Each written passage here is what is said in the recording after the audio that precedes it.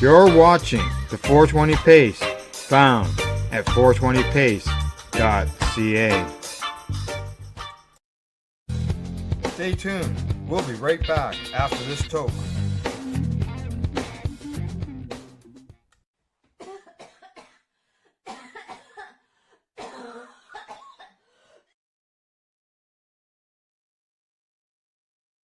You're listening to the Pace Radio Network here at paceradio.net. The views expressed by the individuals during this broadcast are their own opinions, and they may not be the same as those of their group or other organizations they may be involved with. Our broadcast is not a medical opinion and should be checked with your medical physician.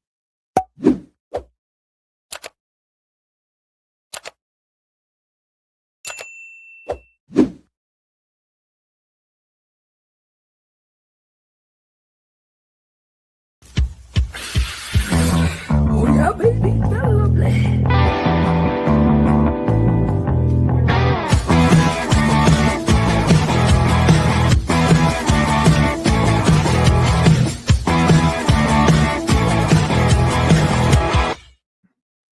Good morning and welcome to Psychedelics and Cannabis Educational News for April the 27th. We're live here at paceradio.net and 420pace.ca. And good morning, Rev Cindy. How are you doing today? Good morning. Good morning. Good morning, Al. I am still a little bit jet lagged, but I'm doing very well. Thank you. Yeah. How and the trip? The trip was fantastic. I went out and got my final, in-class level for breath work, and now I'm just got to finish up my practicum. So I am a fully trained breathwork facilitator using the breathwave technique, and I am working towards my full certification. All right, good stuff. Yeah. Good stuff. And did you get back in time for the speaker series last night?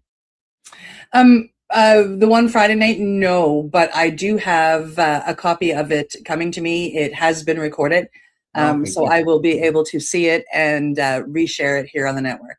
All right, sounds good. All righty. So we got 8 stories to cover today. I'm sure that you're just eager to get at it. And as always, I know we're going to start off. So Yeah. Our first story of the day today is coming to us from the Times Colonist. The headline states, Mounties say there's no evidence supporting some new Nova Scotia government cannabis claims. And this is not a new story. It is new claims, but not a new story.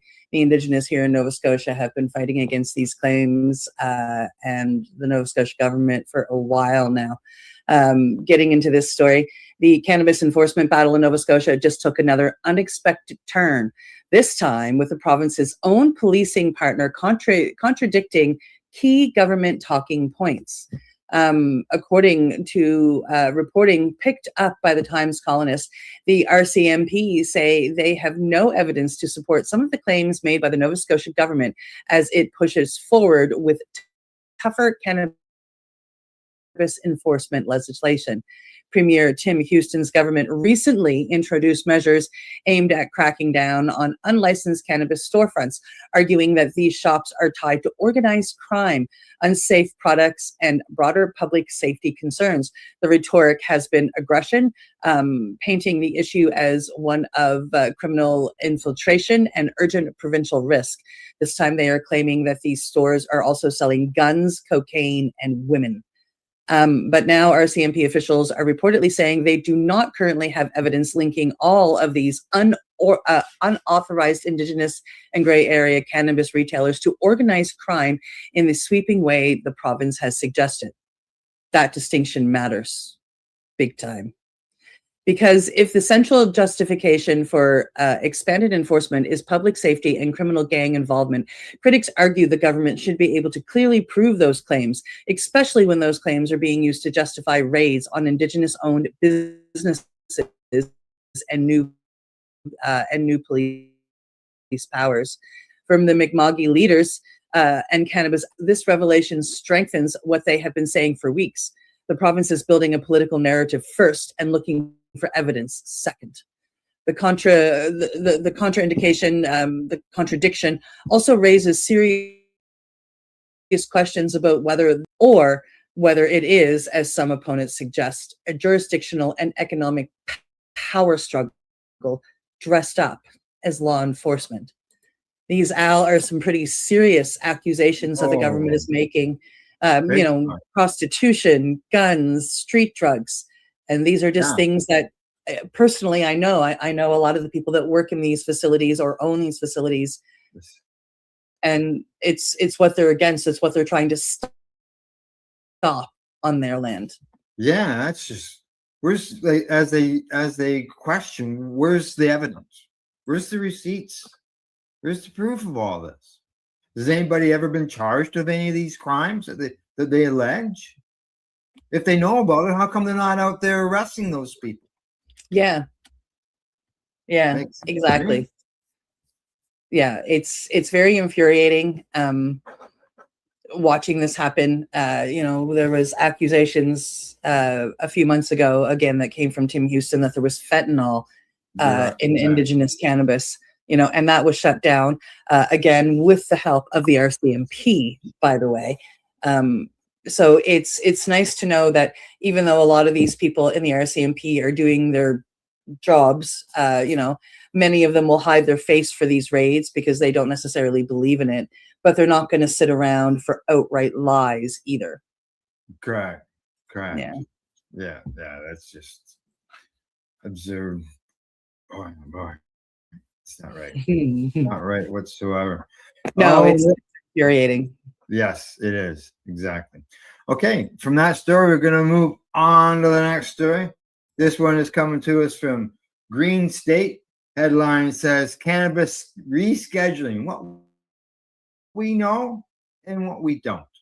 The path to cannabis rescheduling hit a new milestone this week when the acting Attorney General, Todd Blanche, signed an order immediately moving FDA-approved cannabis products and the state licensed medical cannabis from Schedule 1 to Schedule 3.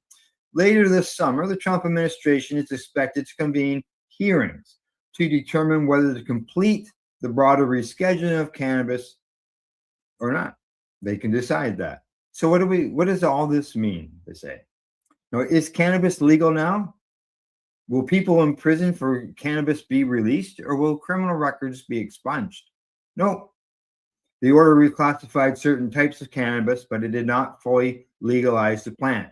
Rescheduling also does not include restorative justice measures.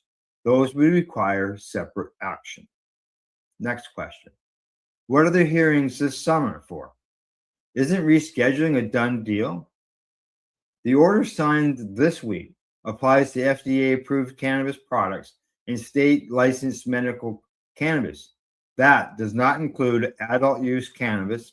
Hearings later this year are expected to inform a final decision on broader cannabis rescheduling.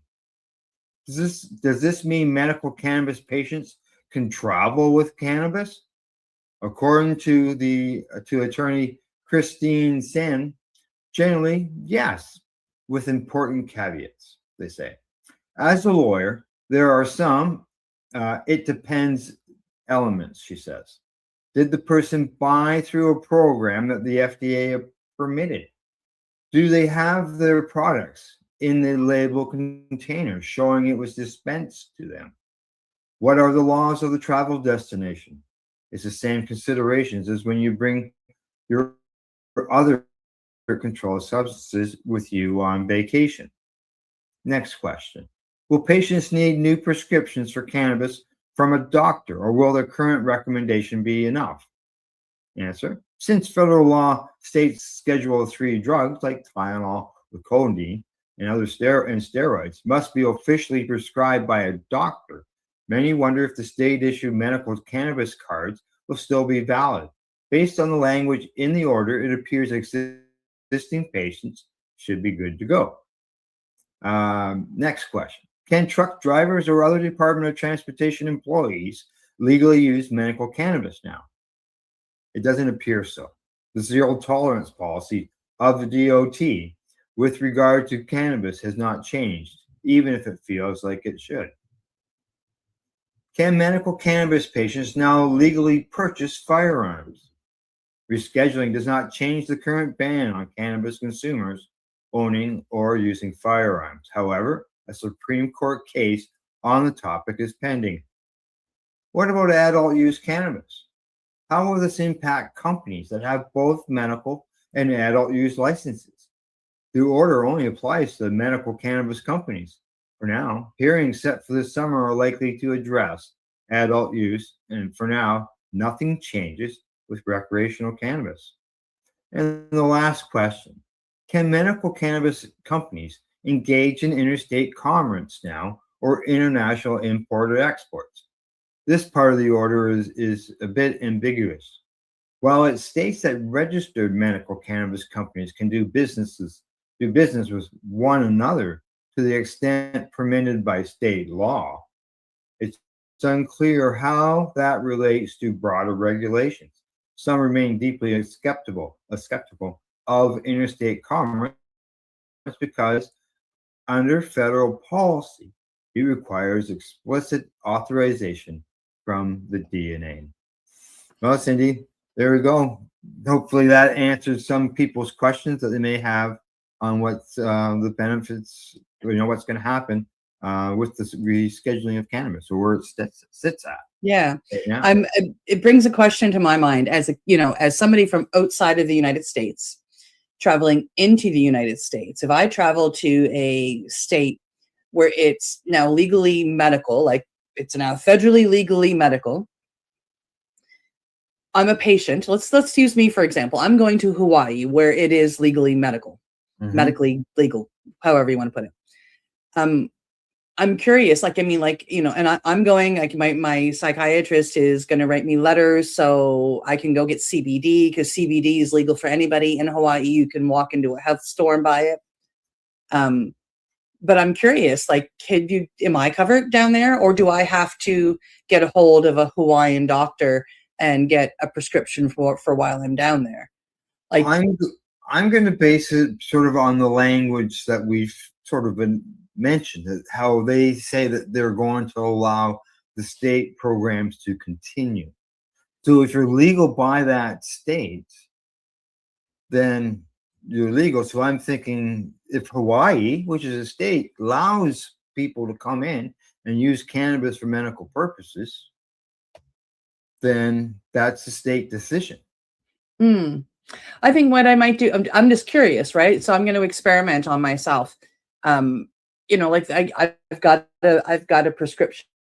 It's, through Veterans Affairs. So I'm going to get a hold of one of their, I know in Oahu, they must have companies, and say, hey, listen, I'm coming for a visit. This has now happened. I'm, I have a prescription, and what are the rules for somebody from out of state, using their prescription in state? Yeah. I'm just curious, right? Yeah. Interesting. No harm inquiring. No harm to ask. Yeah. Right. Yeah. All right. That's that story. Moving on to the next one. I'm so excited. This story is coming to us from StratCan. And courts, it says court to hear constitutional arguments over indigenous cannabis. Court case now developing in Canada could become one of the most important legal tests yet. In the collision between cannabis law and indigenous sovereignty. According to StratCan, constitutional arguments are being prepared around whether federal and provincial cannabis laws can be enforced against Indigenous-owned cannabis operations on First Nations territory without violating constitutionally protected Indigenous rights. At the center of the issue is a question Canada has largely avoided since legalization in 2018. Who actually has jurisdiction over cannabis on Indigenous land? And as far as the Indigenous are concerned, is who actually has, jurisdiction on Indigenous land. Doesn't matter what it's about. Many First Nations have argued from the beginning that neither Ottawa nor the provinces meaningfully consulted with them when designing the cannabis legalization, despite the fact that legalization would directly affect economic development opportunities on the reserves. Some communities have since developed their own dispensaries, distribution systems, and regulatory approaches, asserting that the process that they possess an inherent right to govern commerce within their territories. Governments, however, have largely maintained that the Cannabis Act and provincial retail laws apply universally. Now, that assumption is heading towards a constitutional scrutiny. Legal experts say the case could force the courts to weigh Section 35 Indigenous rights against Canada's current cannabis regime, potentially opening the door to a landmark ruling on whether Indigenous nations can independently regulate and profit from cannabis in this case, but really anything without provincial permission. This is no longer just about a dispensary raid here or an enforcement action there. This is shaping into a much bigger national question. In legalized Canada, does Indigenous sovereignty stop where provincial cannabis policy begins, or does it stand on its own? And in reading this, I just got chills head to toe. The headline itself, it says Ontario court rejects constitutional challenge on Indigenous cannabis rights. And I think this is just the beginning. Yeah, I don't see this as an end decision on this. This is a high court in Ontario, so it can still go on the federal end of things. And I see that the judge has pointed out 6 reasons on why he rejected that claim. Yeah. He says there's nothing inherent Indigenous in the retail sale or trade of cannabis. Yeah. Yeah. Go ahead. Cannabis is not a plant native to Canada. Yeah. Well, there are some, right?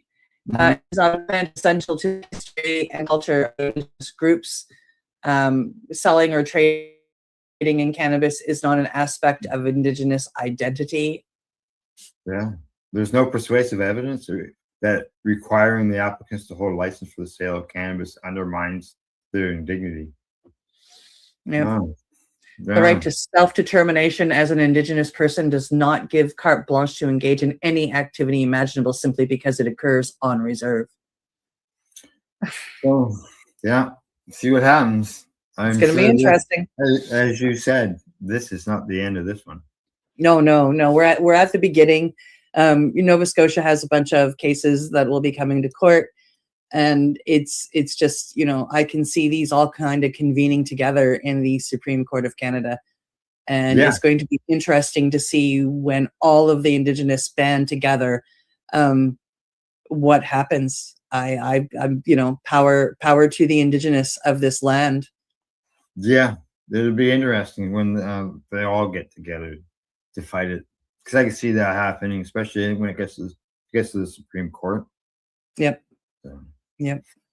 All righty. One more. This last story before we go to break. And this is always great when we can get another country that's going to legalize cannabis.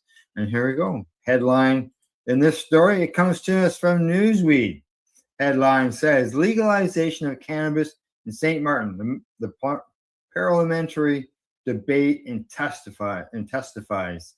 A parliamentary committee meeting held in Phillipsburg on April 9th gave renewed political impetus to the proposed legalization of cannabis and the regulatory framework envisioned in St. Martin, as lawmakers continue to consider the economic, health,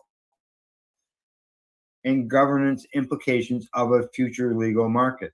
The session, chaired by the Parliamentary Committee on Agriculture, Fisheries, and Livestock, followed a previous meeting held on March the 13th. At the heart of the discussion was a detailed plan presented by Native Nations, SXM, the organization chosen by the government to help design the island's future cannabis system.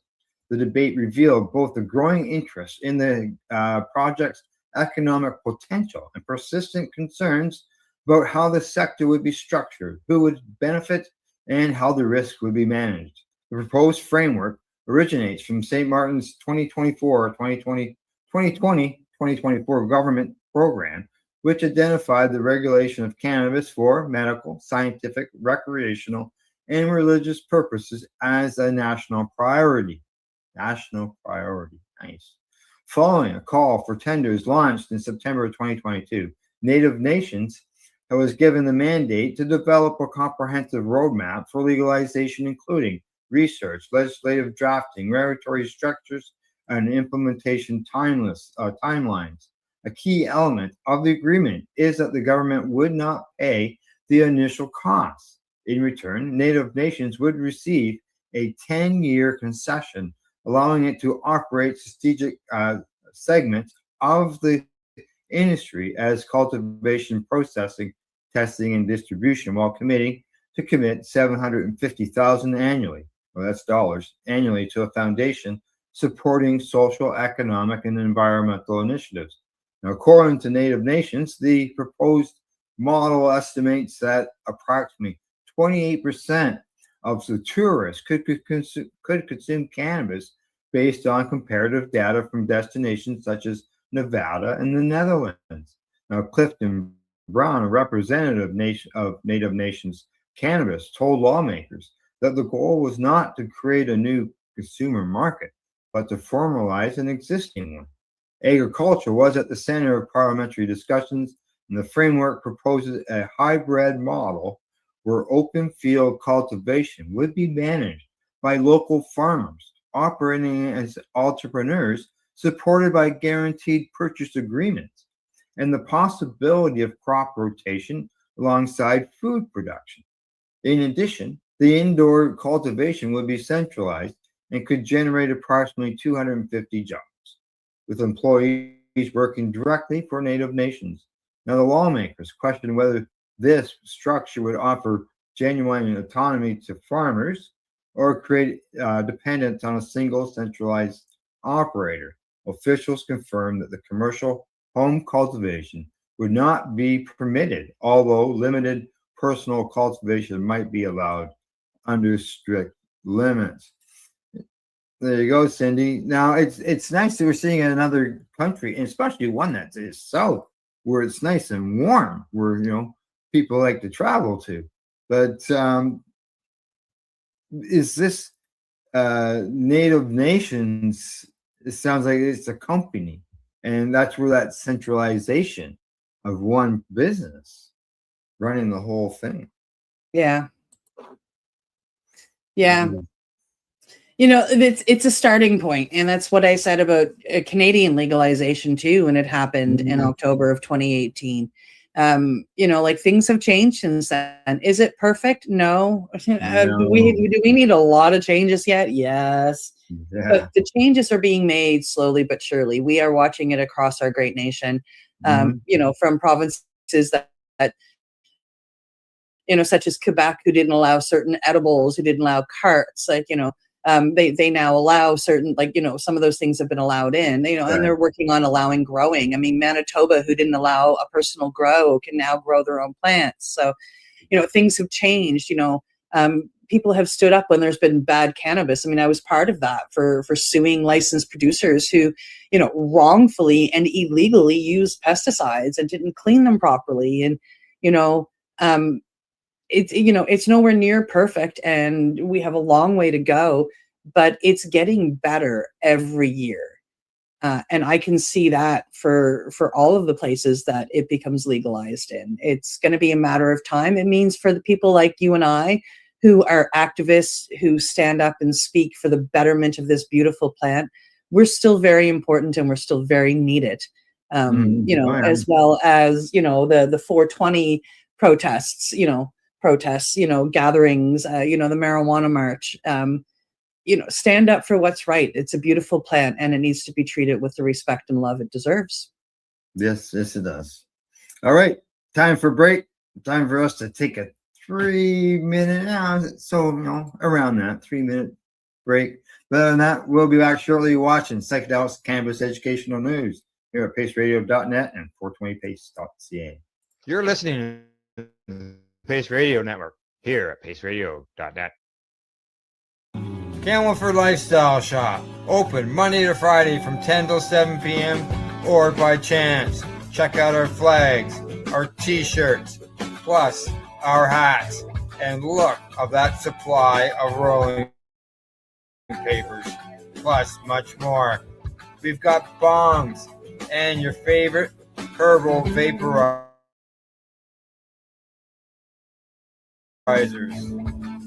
As for those who collect knives, check out these knives in our collection. And while you're here, stop in to see Shay at the piercing room, where you can get poked by Shay. Daily deals, check them out. Camelford Lifestyle Shop, 17 Bridge Street West, Camelford, Ontario.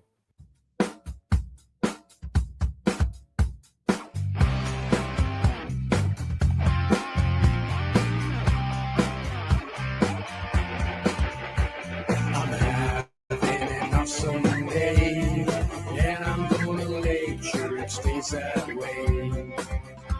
I'm having an awesome day, and I'm gonna make sure it stays that way. Limestone City Hydroponics is Kingston, Ontario's hydroponics shop. Take your growing to the next level and create the optimal environment with a tent kit, or maximize your yield with an ebb and flow flood table kit. Either way, Limestone City Hydroponics has more sizes and options to fit your needs. Are you looking for the power of the sun that adapts to your budget? Then look no further, as they have professional grow lighting. They have indoor grow systems that are easy and cost effective, with many options to fit your living space and lifestyle. Cultivate your growing potential. We have everything you need to succeed. And if you can't make it to the store, they offer local delivery to the Greater Kingston area. Remember, when you're looking for experts to help you grow, then look no further than the locally owned Limestone City Hydroponics, 105 Sunderland Drive in Kingston, Ontario. Call them at 613-548-0420. Rerolled Saturdays.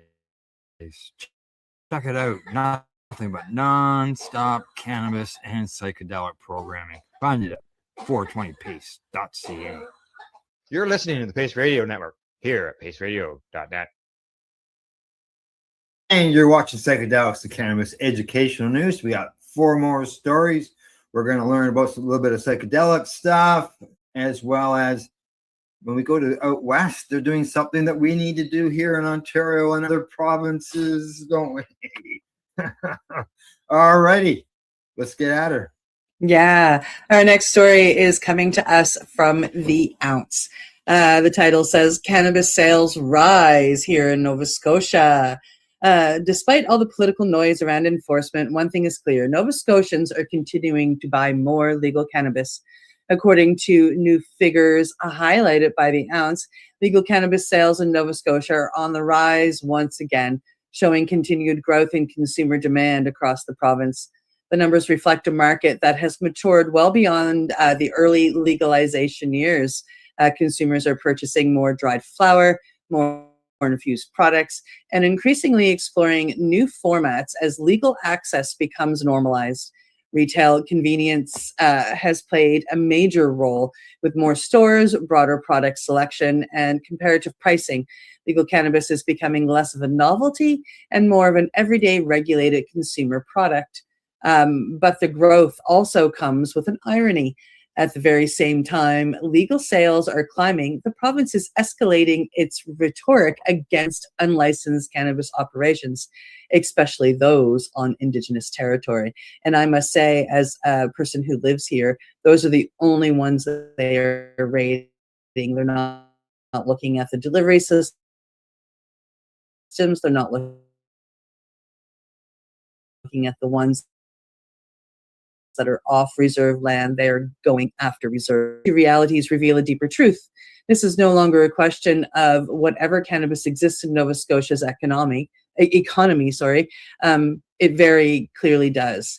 The real fight is now over who gets to participate in the economy, who gets to profit from it, and who gets to be excluded.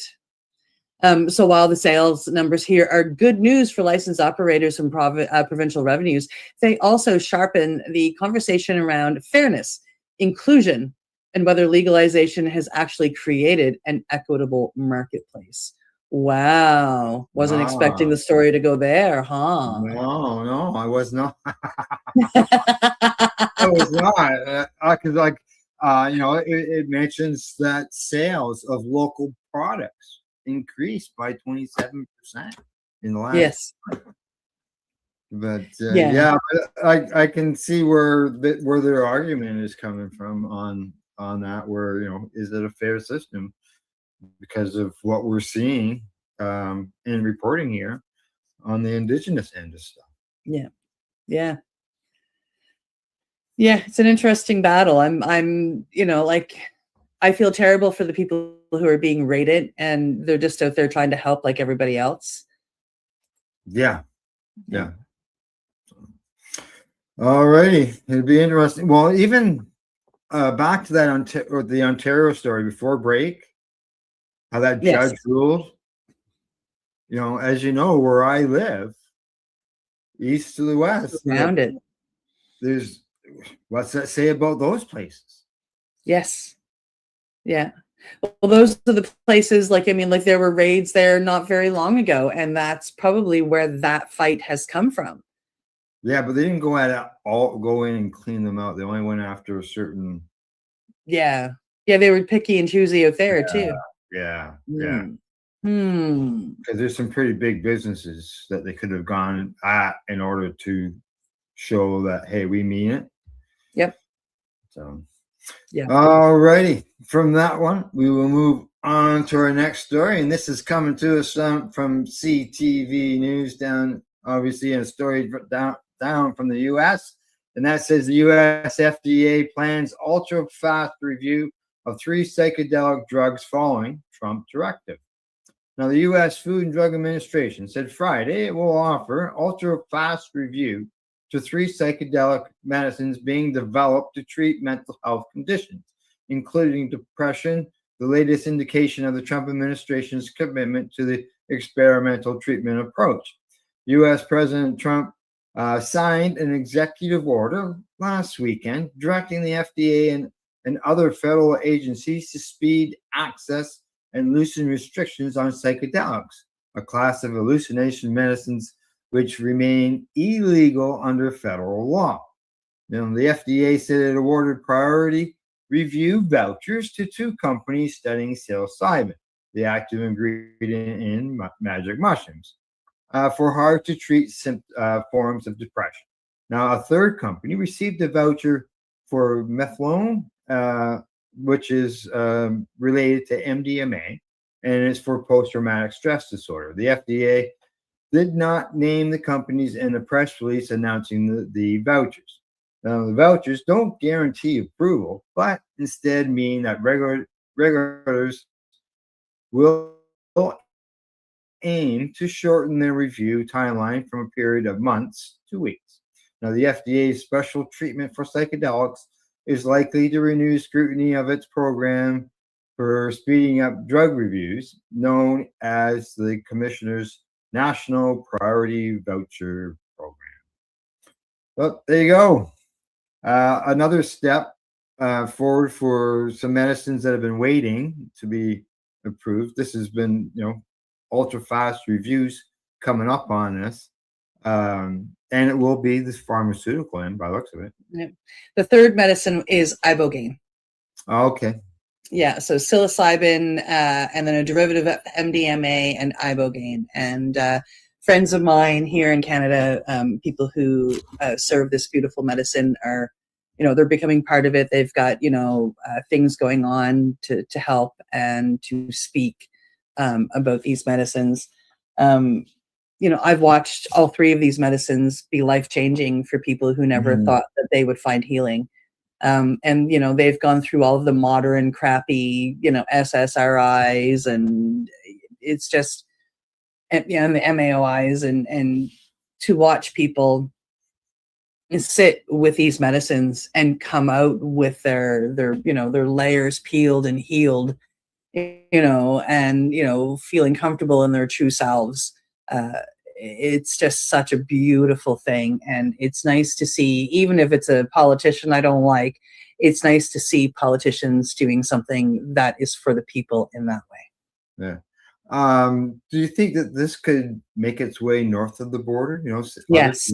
other things seem to come north, and Yes, I think that, we are going to help influence their cannabis laws. I think they doing this are going to help us move forward in, deregulating these medicines. I mean, ibogaine was only criminalized back in 2020. I think it was 2019 or 2020. And it had been, unregulated up until that point, and then they criminalized it. One of the medicines I work with it's being watched. Like, I mean, other facilitators have been chased out of the country to work with their craft. So yeah, it's, I hope and pray that for anybody who suffers, and then for anybody who serves, that these, that they find ways to allow these medicines. I've seen too many miracles happen. I'm a walking, talking miracle. Myself. It would, it's a very powerful one for me, and I hope and you're talking pray from that, experience. yeah, hardcore. Yeah, experience. Exactly. Okay. All right. Time to move on. And off to the next story. Hey, yeah, we need this across country. This is the one. We sure Come do. We sure do. When I was out west this last time on Salt Spring Island, I got to enjoy one of these places that we're about to talk about. So it's really exciting to see it happen. So here we go. Coming to us from StratCan, BC cannabis retailer launches consumption patio. And in the sign of just how quickly cannabis culture continues to evolve, a retailer in British Columbia, and more than one because I was at a different one, has launched something still almost unheard of in Canada, a legal cannabis consumption patio. According to StratCan, the retailer has opened an outdoor space where adults can legally purchase cannabis products and consume them on site in a special environment, somewhat similar to the patio model long associated with bars and cafes.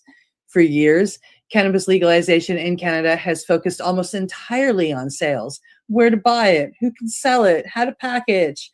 But one thing legalization has largely failed to address, and we talk about this often, is where people are actually allowed to consume it. Because unlike alcohol, cannabis, partakers have had very few legal social spaces. Consumption is often pushed into private homes, sidewalks, or hidden corners, leaving little room for the kind of normalized social culture that alcohol enjoys. This new patio model changes that. Supporters say it represents the next logical step in legalization, moving beyond retail and into responsible, designated community consumption spaces. It offers adults a place to gather, sample products, and engage with cannabis openly rather than in isolation. Critics, of course, will raise concerns about, public exposure and regulation, but the patio points to a broader truth. Legalization is no longer just about buying cannabis. Increasingly, it's about whether society is prepared to let adults use it visibly, socially, and without stigma. And that may be the next frontier in cannabis normalization. As I said, Al, when I was on Salt Spring, it wasn't this one that's pictured here. This one is in Kamloops, actually. So it's a cannabis store in Kamloops that offers the one that is pictured here. But I was on Salt Spring, a little island just off the coast, and they have one legal dispensary there. It's a full dispensary, wonderful people that own it and work in it, and they this year have created an outdoor patio lounge for their customers, and so I got to go sit in it and and enjoy. I mean, like, is it perfect? No, but is it a step? Oh, heck to the yeah. Yeah, they did a good job. It's yeah, it opens the door. Even though it is outside, it opens the door to allowing them eventually, hopefully, to make it in. Yes, many of us would like to return to the days of 15 years ago when we had lounges all across Toronto and across different places across the country. But now it's a different world when it comes to legalization, and hopefully, this type of situation can be changed or be affected across the country. Because it says here that it was done in 2024. It was a rule change that allowed existing patio spaces where smoking and vaping of tobacco products were also allowed to permit cannabis use, Yes, subject to local bylaws. because So there is there's a restaurant in Maple Ridge that allows you to consume your cannabis on their deck as well. there you go. And it's just a restaurant. Yes. It's not a lounge like a cannabis lounge. No, it's a Yeah. restaurant. Yeah. Yeah, just a restaurant or a cannabis store anyway. Good, good, yeah. And unfortunately for us here in Ontario, the last I had seen, our premier has said no, we're not having any cannabis lounges. But it was more about it was worried about the workers and stuff. Maybe outdoor, he hasn't looked at. I don't know. And Yeah. obviously, your premier, he ain't. He probably isn't hopping on the bandwagon right now either. Oh no, not yet. But we do have designated smoking areas for cigarettes in the Halifax area, and we are allowed to, any place where it's legal to smoke cigarettes, it's legal to smoke cannabis. So now I can, if I go to an outdoor show, I can take my cannabis and smoke it in the smoking section. Dedicated smoking areas. Is this that like you're not allowed to walk down the sidewalk smoking a cigarette? You have to go to a designated smoking area to smoke a cigarette? In our city, correct? Yes. Wow. Yeah. It's I not didn't know overly about enforced, but it's yeah, like there are designated smoking areas, and we're allowed to smoke cannabis there as well. Now, I remember back in November of 2018, it was a lot of fun because, of course, everything was so new that Yeah. I'd go to like a heavily populated area. I'd go to the correct smoking area, and I'd light a joint, and the cops would be like, "What the fuck do we do?" Right? Because it was so new, and they're so used to coming over, and it was confusing for everybody, and I found it absolutely hilarious. But it's they've gotten pretty used to it these days. Yeah. Okay. Yeah. Designated smoking areas on the sidewalks or off the sidewalks. Huh, okay. Kind of funny. Right? So you can get busted for smoking a joint walking down the street. Yeah, I now, knock on wood, I haven't seen or heard of that happening. And I go walking through Halifax, and people have got their cigarettes or their joints or whatever. But yeah, like technically, if a cop was in a bad mood and came across somebody smoking a cigarette or a joint or a cigar or whatever in a non-designated area, they could fine them. Yeah, you have a lot of non-designated. But all right. All righty, time to move on to the next story. Here we go. And this one is coming to us from MJ Biz Daily. Cannabis sales saw a huge spike on 420. Here's why. Cannabis sales saw a sharp rise on 420 this year, particularly in newly legalized states. Sales on 420 jumped 47%, and transactions rose 46.5% compared to last year, according to online ordering platform Jane Technologies. Every 420 tells us something about where the industry is headed. Jane Technologies co-founder and CEO Socrates Rosenfeld said in an email to MJ Biz Daily.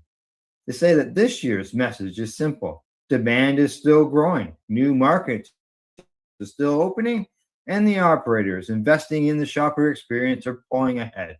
Jane analyzed sales from stores that were open in 2025 as well as this year to ensure the numbers were not inflated by new stores opening in 2026. On April 20th, retailers saw 73% more transactions than the day before. Which states led the charge on 420? Illinois, number one. Highest selling state with sales up 44.5% year over year. California, up 25.8%. Maryland, up 31.5%. Nevada, down 2.7. New Jersey, down 1.1. Colorado, down 7%. Flour was the top seller at 43% of sales, followed by vape products at 27%, edibles at 14%, pre-rolls at 10%, and extracts at 6%. Cindy, how can you tell me that these numbers do not add up to a lot of money being spent on cannabis on our cultural holiday, I guess you could call it? Yeah, it's like Nevada down 2.7, New Jersey down 1.1. That's almost like no change. I'm shocked Colorado didn't go up. Yeah, either that or they were just so high last year that it couldn't be beat again. That's the only thing I could think of when I read that. I thought, boy, why is it down so low there? But numbers are up. 73% of the sales on that day increased versus the day before. Now, it's 4/19, as some people call it, thank your dealer day. But nobody goes to the stores on those days. Maybe they're holding off, waiting for the purchase on the 420. Well, a lot of places have 420 sales. So the sales, start when they open on April 20th. So a lot of people are going to take advantage of that. Me personally, the only reason why I don't go out anymore, well, this year I was in class, but there's a lot of crowds. The last time I went out was when we had Afro Man played in Vancouver, and it was pouring, like it's rainy season out there, right? And that's enough for me. It was just so many people, and it just wasn't the activist atmosphere that I was looking for. Yeah. Legalization did affect that, right? It has affected the rallies, all that. Oh yeah, I see it all the time. I've seen it. Yeah, there's no doubt about it. All right. Anything else offhand before we say goodbye? No, I don't think so. No? All right. Me neither. Other than that, let's see. Time to say goodbye. Thanks for tuning in to the broadcast, everybody. And thanks to our sponsors, Limestone City Hydroponics.ca, the Camelford Lifestyle Shop, and as well as at ease.ca. We'll see you all Thursday morning, 10 a.m. Eastern. And as I always say, don't forget to educate, medicate, and do not incarcerate. You're listening to the Pace Radio Network here at paceradio.net. The opinions of the individuals during this broadcast are their own and may not be the opinions of their group or other organizations they may be involved with. All medical advice during our broadcast is not a medical opinion and should be checked with your medical physician.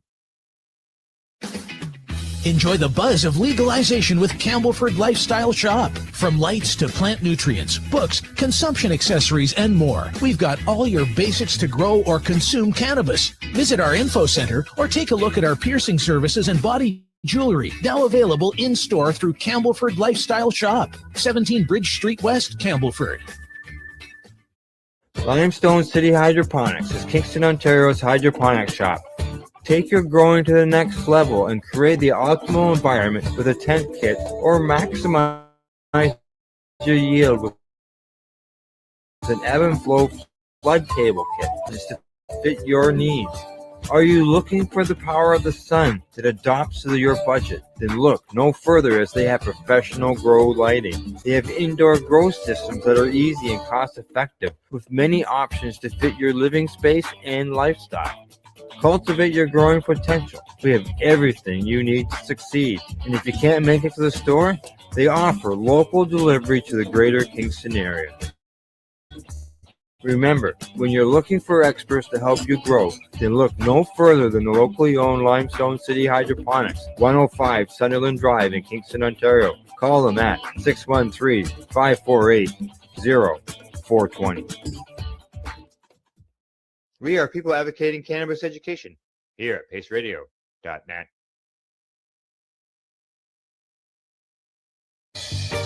You're watching the 420 Pace, found at 420pace.ca.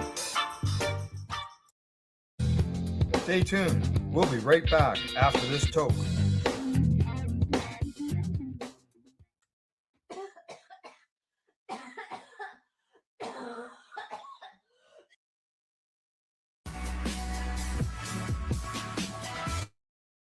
Tune in Fridays at 7 p.m. Eastern Time on 420radio.ca.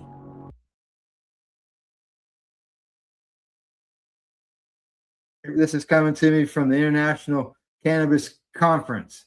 What is the oldest cannabis fossil ever found? In 2019, a team of international researchers conducted analysis of fossil pollen studies to try to pinpoint the origin of the cannabis plant. For years, fossil pollen studies lumped cannabis pollen together with pollen from the Humulus genus. Now, their analysts concluded that the cannabis plant originated high on the Tibet plateau around 19.6 million years ago. However, a recent discovery is calling that conclusion into question, with a fossil found in the collection of the Berlin National History Museum, pointing to a potentially different geographically origin, and one that is which is much older. They say that the oldest cannabis plants in the world may not originate from China, but from Saxony-Anhalt. At least a discovery from prehistoric times in the museum's collection raises this question, according to a statement released Friday by the Museum of Natural History in Berlin. Now, researchers reportedly unearthed a spectacular plant fossil in the museum's collection, reported Stern. According to more recent age classifications, the fossil dates from the lower Eocene period, approximately 56 to 48 million years ago, and is therefore significantly older than previous known fossils. The fossil was reportedly found near Essleben in the Saxony-Anhalt area, which also calls into question the origin of the plant genus in Central Asia. The outlet also wrote, now it is worth noting that a definitive identification has yet to be declared, so it is still possible that the fossil could prove to be something other than cannabis. Now, the fossil's visual similarities to cannabis are striking, although it could just be that the leaf print is of an extinct relative cannabis.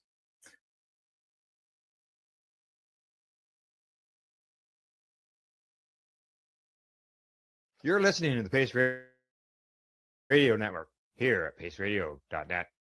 Individuals during this broadcast are their own opinions, and they may not be the same as those of their group or other organizations they may be involved with. All medical advice during our broadcast is not a medical opinion and should be checked with your medical physician.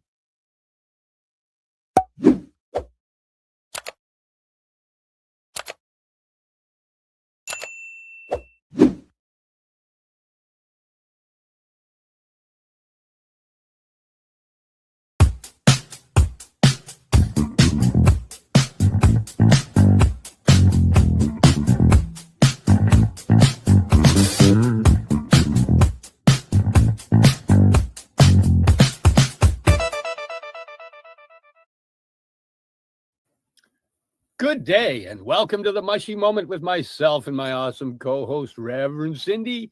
We're live today on Tuesday, January 7th, 2025. 2025. I was making bets with myself, too, if you were actually going to say 25 or 24. You know, what's funny is my piece of paper says 2023. Maybe I should update it. That's funny. What's funny is I don't actually really use the paper. It's just that thing that if I don't have it, I'll scramble and then I'll screw up. But if I have it sitting there, then everything just flows nice because I know.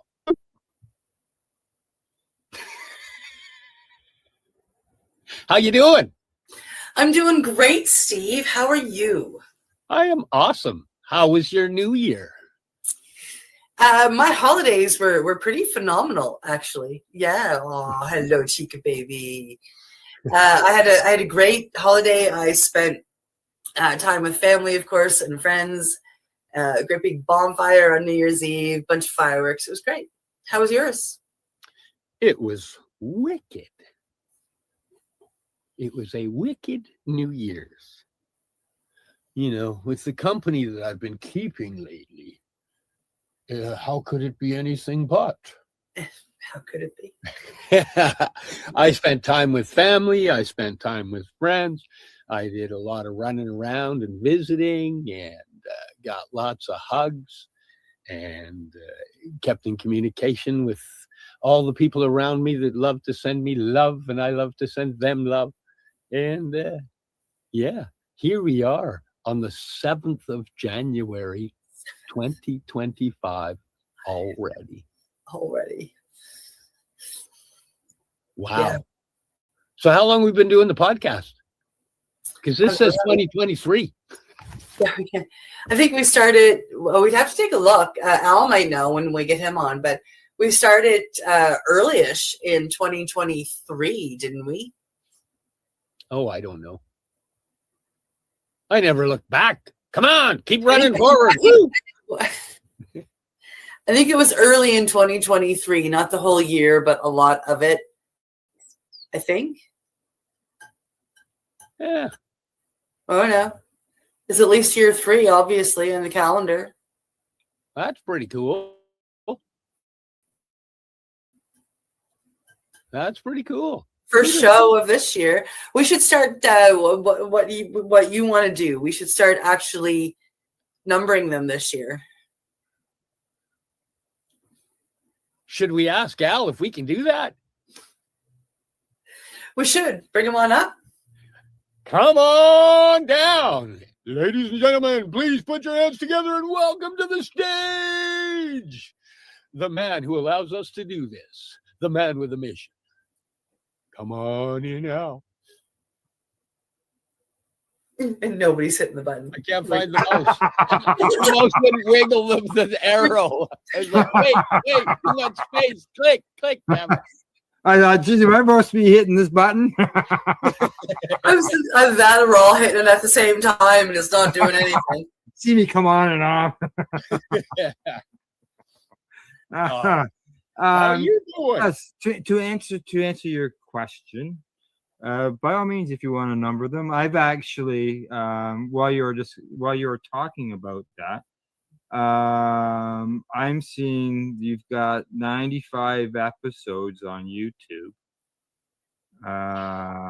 As far as the number of shows, and I've got a February 2023. It looks like is the first show.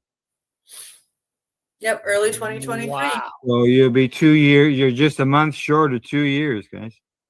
Wow. Yeah. So that note there of 2023 is accurate then. And Steve, I completely understand what you mean by blah blah blah blah. If you don't have them nearby.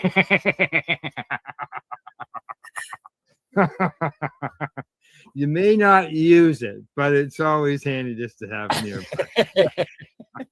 Yeah. Yeah. Wow. Wow. How long have you been doing shows? Myself, let's see. I started doing actual radio broadcast on terrestrial radio, approximately a 3-minute segment on a local radio station back in 2008. I started doing the Reefer Reporter. So it's 16 years now. Wow. Yeah. And then as far as podcasting, streaming, all that stuff on this end of things.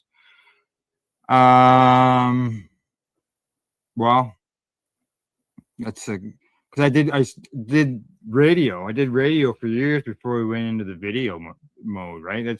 That's why it's called Pace Radio, because it was just all audio.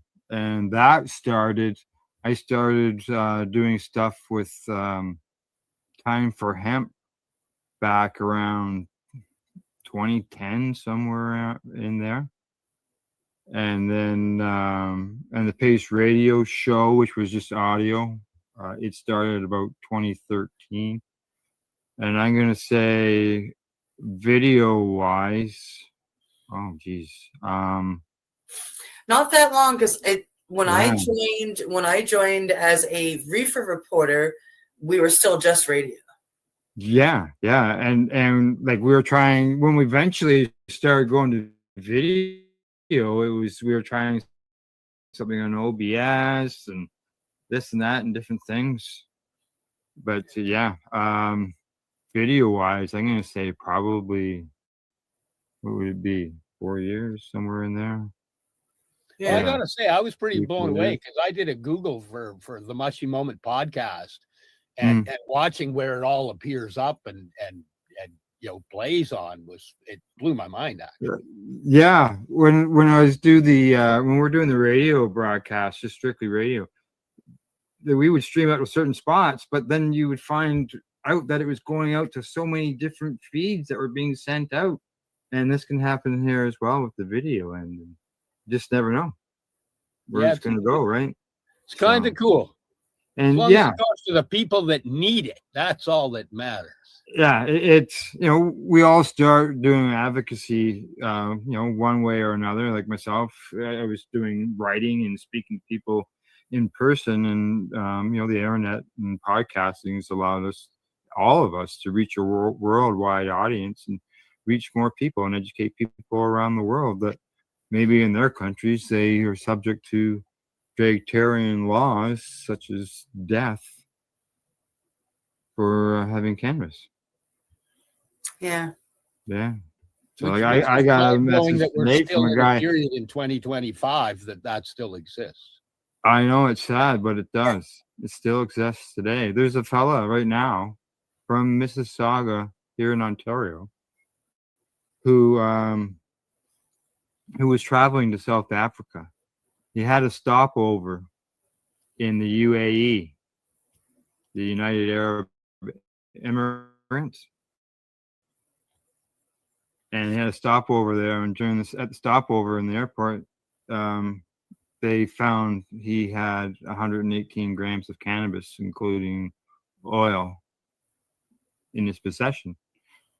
Why he was traveling with it, I haven't got a clue, other than he's a patient, and people who travel with cannabis should know that the other, even if you go to a friendly country, it's not friendly to travel with cannabis very often, unless you found out ahead of time. Like here in Canada, you can, but when you go to an international thing, that's a whole different scenario. And so this fella, Maurice Kevin O'Rourke, he is sitting in a UAE jail cell. On Christmas Day, he was in front of a judge seeking an appeal on his life sentence. No one deserves life for cannabis. No. Or to be hung or in. And why had on? Other than I know he was dealing with the Addison's disease, which is a rare disease, and now he's in jail for life. As far as the results from the appeal on the 25th, that was pushed over to the middle of January to find as far as what the verdict was going to be on all that. So I'm keeping an eye on it to find out what's going on. That's crazy. Yeah. It is. It is. Nobody patient I mean, otherwise. just deport him back home and don't let him come back to the country, right? Yeah. Kick them out of your country. And let sometimes they have different agreements, right? Sometimes they'll say, well, you got to serve your sentence in your home country. Sometimes they get retried. Sometimes they're just sent home. Done. Yeah. Sometimes they use them for trading for people that we have locked up as well. Correct. Yep. Exactly. Okay. Hey, nice name too, by the way.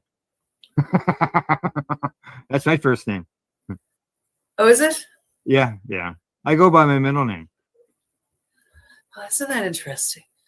Yeah, it's because I'm named. My first name is the same as my dad's first name, and they didn't want two Williams in the house. Right? Gotcha. It's confusing, right? So. Yeah. So instead of call you Bill, they called you Al. Correct.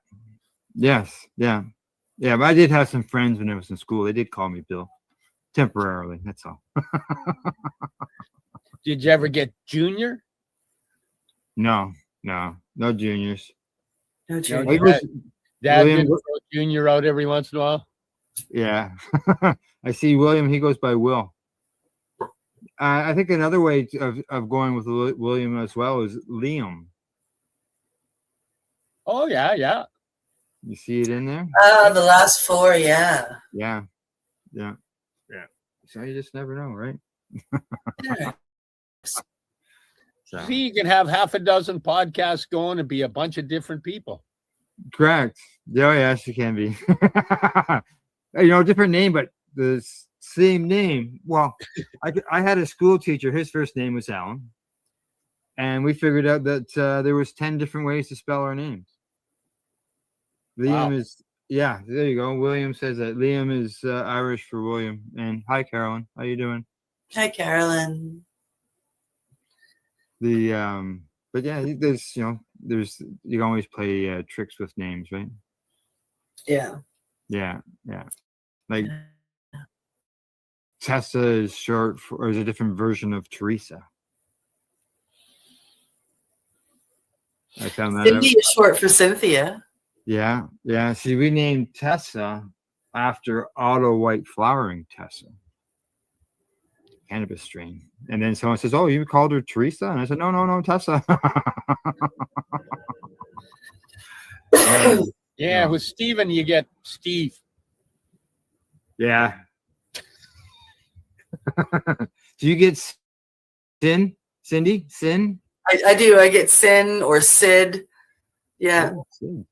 Oh, yes. Yeah. Even though Cindy is the actual nickname for my name, which is Cynthia. Right. Like, how does Bill get out of William? How do you get Tradition. I guess. I don't know. I haven't got a clue. Well, senior answers to Will, so we're just going to switch the first letter on yours to a B for now. Even though with your William, we'll make it a B. So you answer to Bill, you answer to Will. We don't have to have both around every time we say Will. Yeah, well, actually, they did end up. That's what they did call my dad, Bill. Yeah, it's but yeah, other than that, Christmas was good. We got together with family over Christmas time, and I got to see all the grandkids. Yeah, Will agrees with me. He doesn't understand how they got Bill out of William, but I get to spend some time with the grandkids, and they're all growing bigger. And one of my granddaughters was her first Christmas. Oh.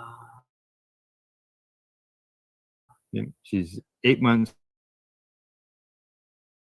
old, and so she's here, spend time with us. That's awesome.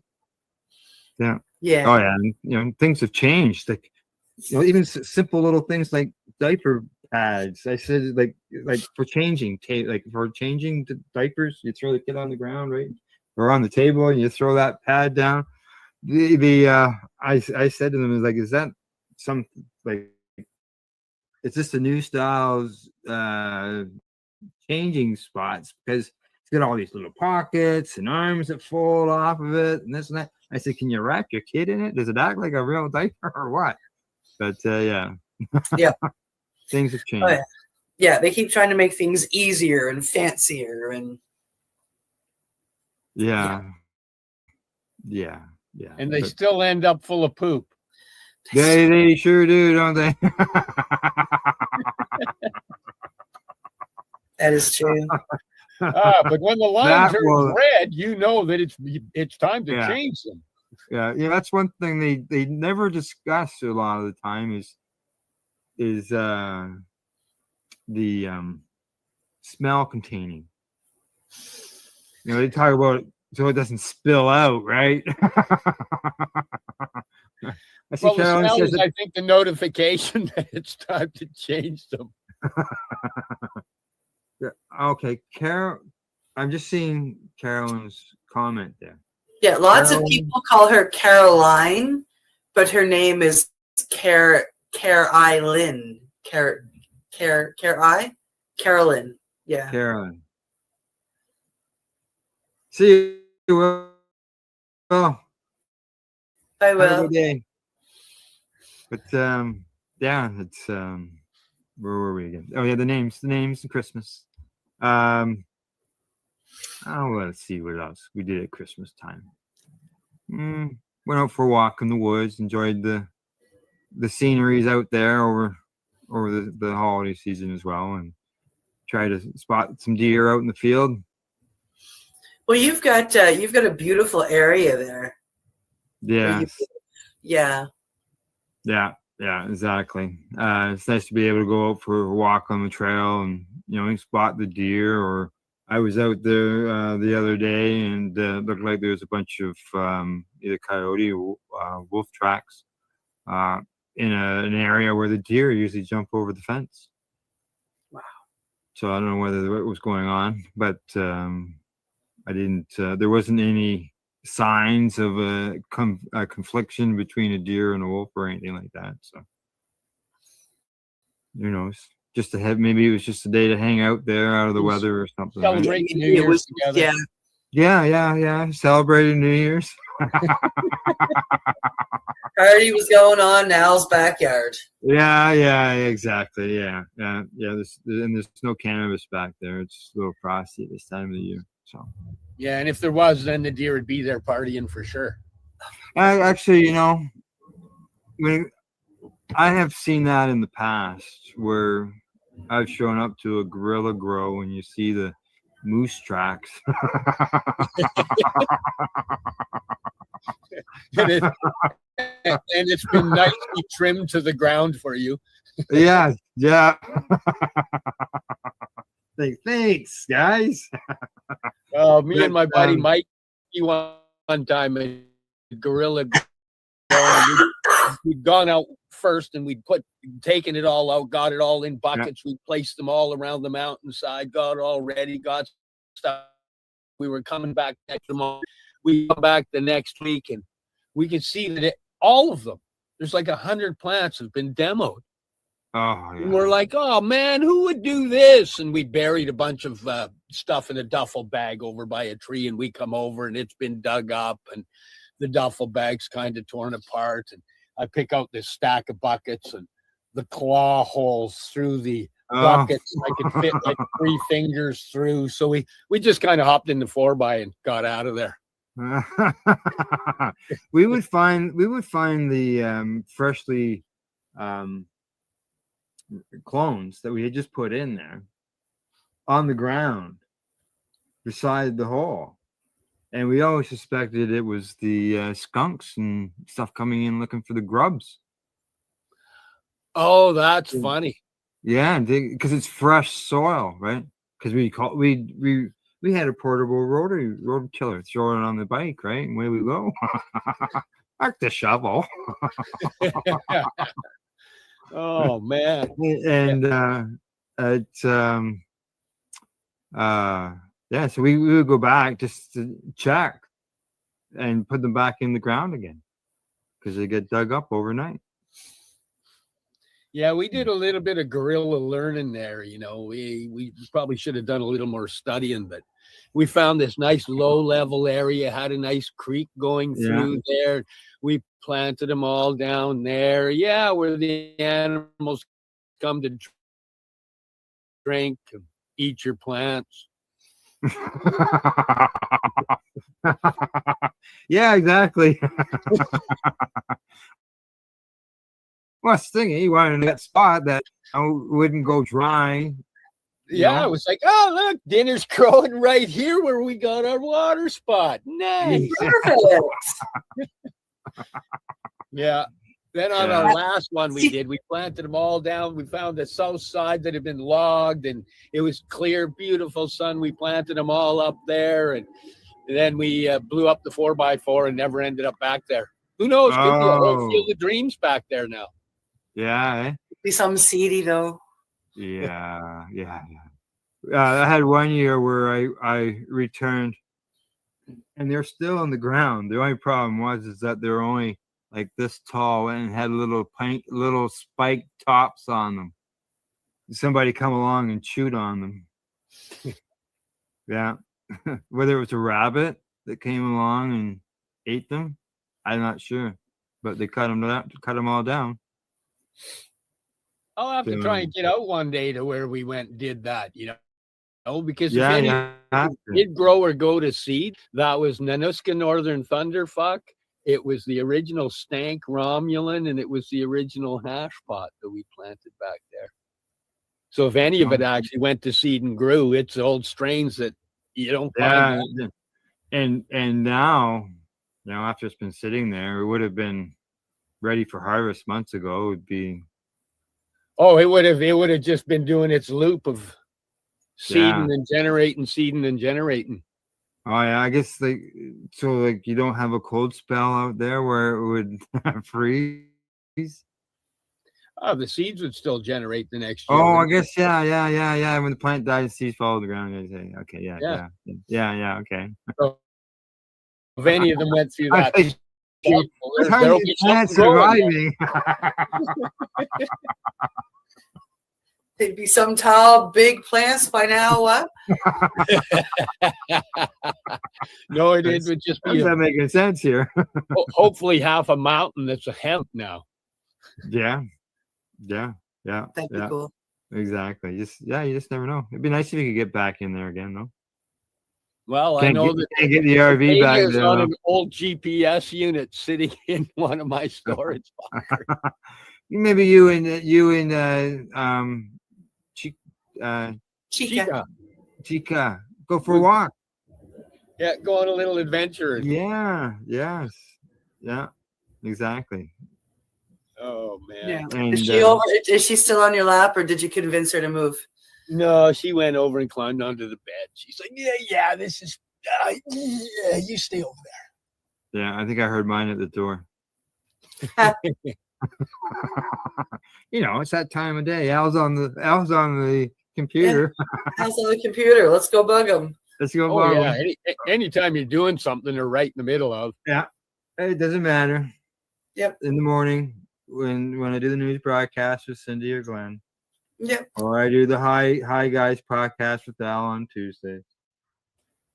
Oh, they hear you talking, and it's like, oh, they must be talking. It'd be like 2 minutes before showtime, right on time, almost every time. Yeah, she gets out of bed. Are we on yet? Yeah, he gets out of the stairs and looks at him.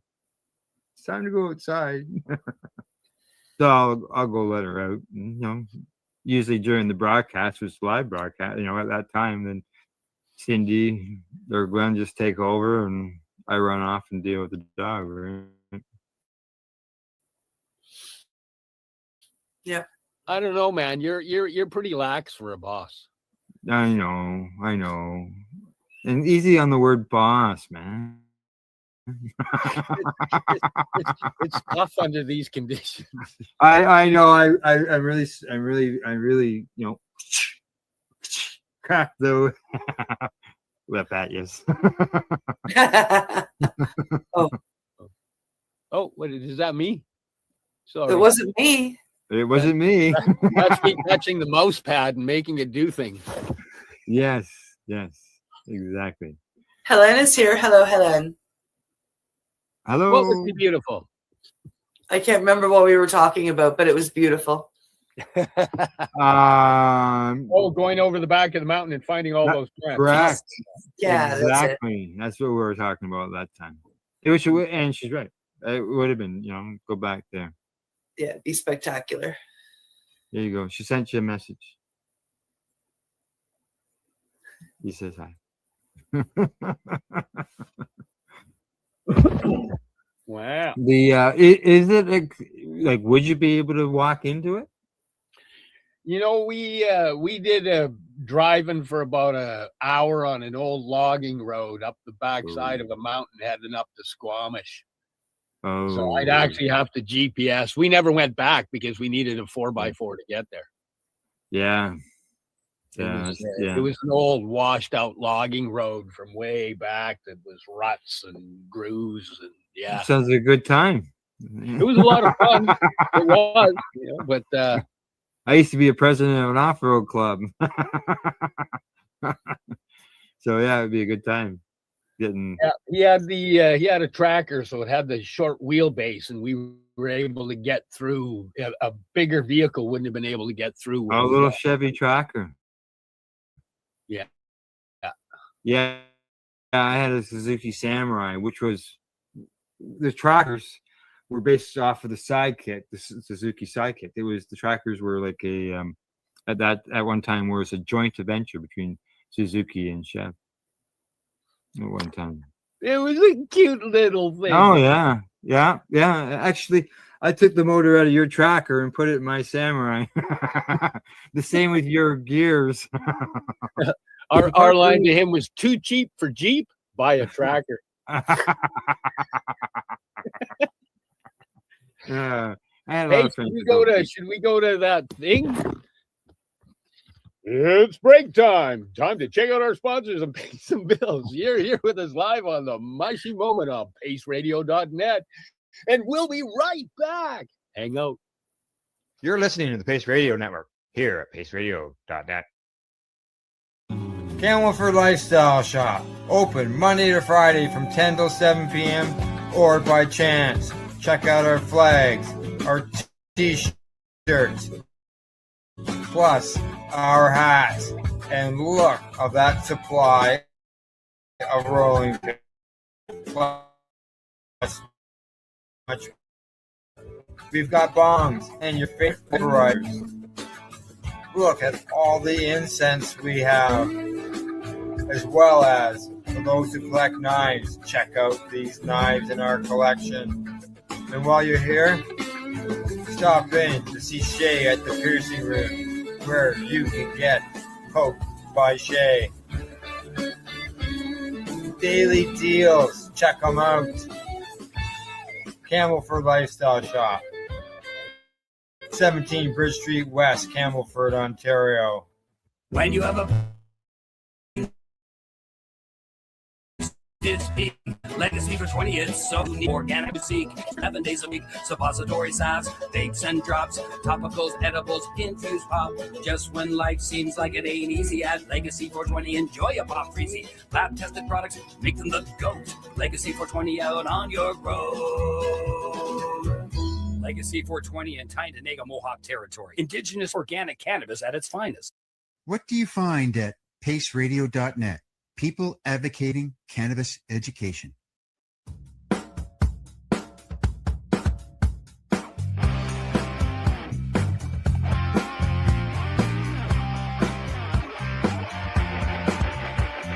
having an awesome day, and I'm gonna make sure it stays that way. I'm having an awesome day, and I'm gonna make sure it stays that way. Limestone City Hydroponics is Kingston, Ontario's hydroponics shop. Take your growing to the next level and create the optimal environment with a tent kit or maximize your yield with an ebb and flow flood table kit. Either way, Limestone City Hydroponics has more sizes and options to fit your needs. Are you looking for the power of the sun that adapts to your budget? Then look no further, as they have professional grow lighting. They have indoor grow systems that are easy and cost effective, with many options to fit your living space and lifestyle. Cultivate your growing potential. We have everything you need to succeed. And if you can't make it to the store, they offer local delivery to the greater Kingston area. Remember, when you're looking for experts to help you grow, then look no further than the locally owned Limestone City Hydroponics, 105 Sunderland Drive in Kingston, Ontario. Call them at 613-548-0420. Are you looking for non-stop, continuous cannabis and psychedelic programming? If you are, then turn your browsers to 420radio.ca or paceradio.net, where you will find the 420 Pace re-rolled Saturday. Everything gets started at 8 a.m. Eastern Saturday morning. You're listening to the Pace Radio Network here at paceradio.net. Welcome back to the Mushy Moment, streaming live to you here at Pace Radio Net and everywhere. We're here live with Al Graham. Hey! I was just sharing the broadcast as you come back. Nice. I was kind of flipping through there while we were doing the ad, making sure it was showing. Make sure that it's up and running. That's right. Yeah. Let's see what else. Before because of the Legacy 420 commercial, they reminded me of before the break. We had an interview with Tim Barnhart of Legacy 420. Yes. And we talked about the history of Legacy of the company and how it started out, and how he sat there for 6 to 8 months waiting for customers to come into the store, and barely anybody was coming in the door, to the point of having 65 employees and $25 million worth of product going out of the store. Quite Wow. the quite the growth. And we talked about all that, the growth of not only Legacy 420, but also the indigenous cannabis market that 420 is for sale. So what I've done now that I'm back to the computer again and Christmas is over, I'm actually editing that interview and going through it to highlight the business, for to basically help them maybe solve Legacy 420. And during the interview, he talked about one of the groups of people who he has talked with, and they're looking at possibly expanding Legacy 420 as far as product line and moving into the mushroom end of things.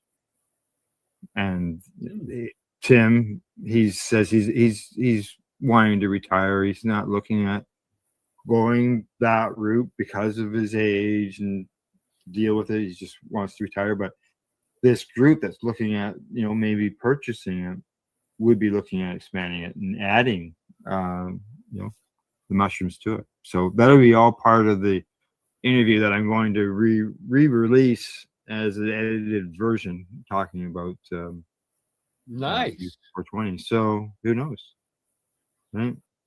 Wow. They could be coming onto the mushy side.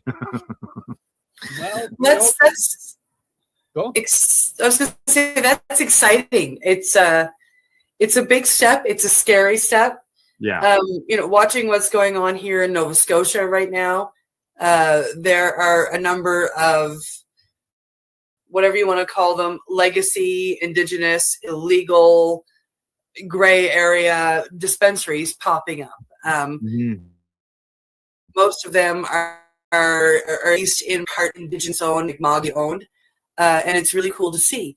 The only ones that are being raided are the ones that are carrying psilocybin products. Yeah. The ones that are staying, and matter of fact, it got so bad that a lot of the chiefs stepped up and said, "You got to pull them. If you know, we will let you stay here, but you got to pull them. We do not want all this happening on reservation land."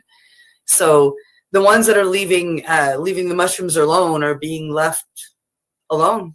Yeah. It's I know a scary that. step. Yeah. Because with Tim, in the interview with Tim, he talked about Project Long Arm, the police, when they first came to his store and all that, and how he was able to prove to them. He gave them all the paperwork and everything, and said, take it to Jody Raybrant there at the Attorney General and have her look at it all. And they came back to him 3 months later and said, "You're right." And then, that ever since then we've seen the explosion of the Indigenous stores. But he was able to prove that they had this right to them, and I don't think that that's been done with the mushroom end of things. No, I don't think so either. I don't think so No. either. So it's I commend anybody that wants to go take that fight on, and I'm excited for the time that it is taken on, it is brought towards the courts, and they win, because it's another medicine from this earth that they have the right, we have the right, everyone has the right. So, but it's sad to see that that's what the RCMP is focusing on in this area. Yep. Even here, Dana was the only one to get raided, right? Even Just with Dana. or All those just other, the only all those other time. stores, but just Dana, the one they know that's going to put up the fight. Yeah. Yeah, it's kind of funny, but at least he's willing to wave the flag and lead the way. Yeah, exactly, and that's what it takes. I mean, come on, like we all know Dana, and if one of the other stores in Vancouver had gotten raided and he hadn't, he would have been pretty upset. Hey, what about me? Hello. But yeah, it will. Eventually, it's got to make its way along, and it's going to be. I'm sure that there's all kinds of court cases, but I don't know if any of them have gotten to the Supreme Court for a big challenge like the cannabis issue did. No, we don't have our Elder Smith in the psilocybin realm yet. Right, and So- Fun Guys, big chain store. They had 30 stores in Ontario. As we reported in the news, they've decided to step back across the country.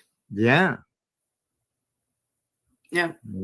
And those are the kinds of businesses, that usually can lead those type of challenges. Yeah. Get them going, but Fun Guys and Shroomies were two of the first, and Shroomies, as far as I know, was still around. Yeah, well, we talked about one on Monday, Zoomies or something like that, which is there was another one, Zoomies, that he's in Ottawa. He's just he's laying low, being quiet. Yeah. Not pushing things. Yeah. And the police always say there's complaints, but sometimes we wonder where was the complaint. Well, here it's that ex-cop lady that became a minister that started to complain about Dana. Right. Right. And some of the complaints are people within their own circles complaining. Well, that's what I'm getting at. Like this, other than the business is legal under the law because of being the mushrooms. What threat to society or the people around it is there?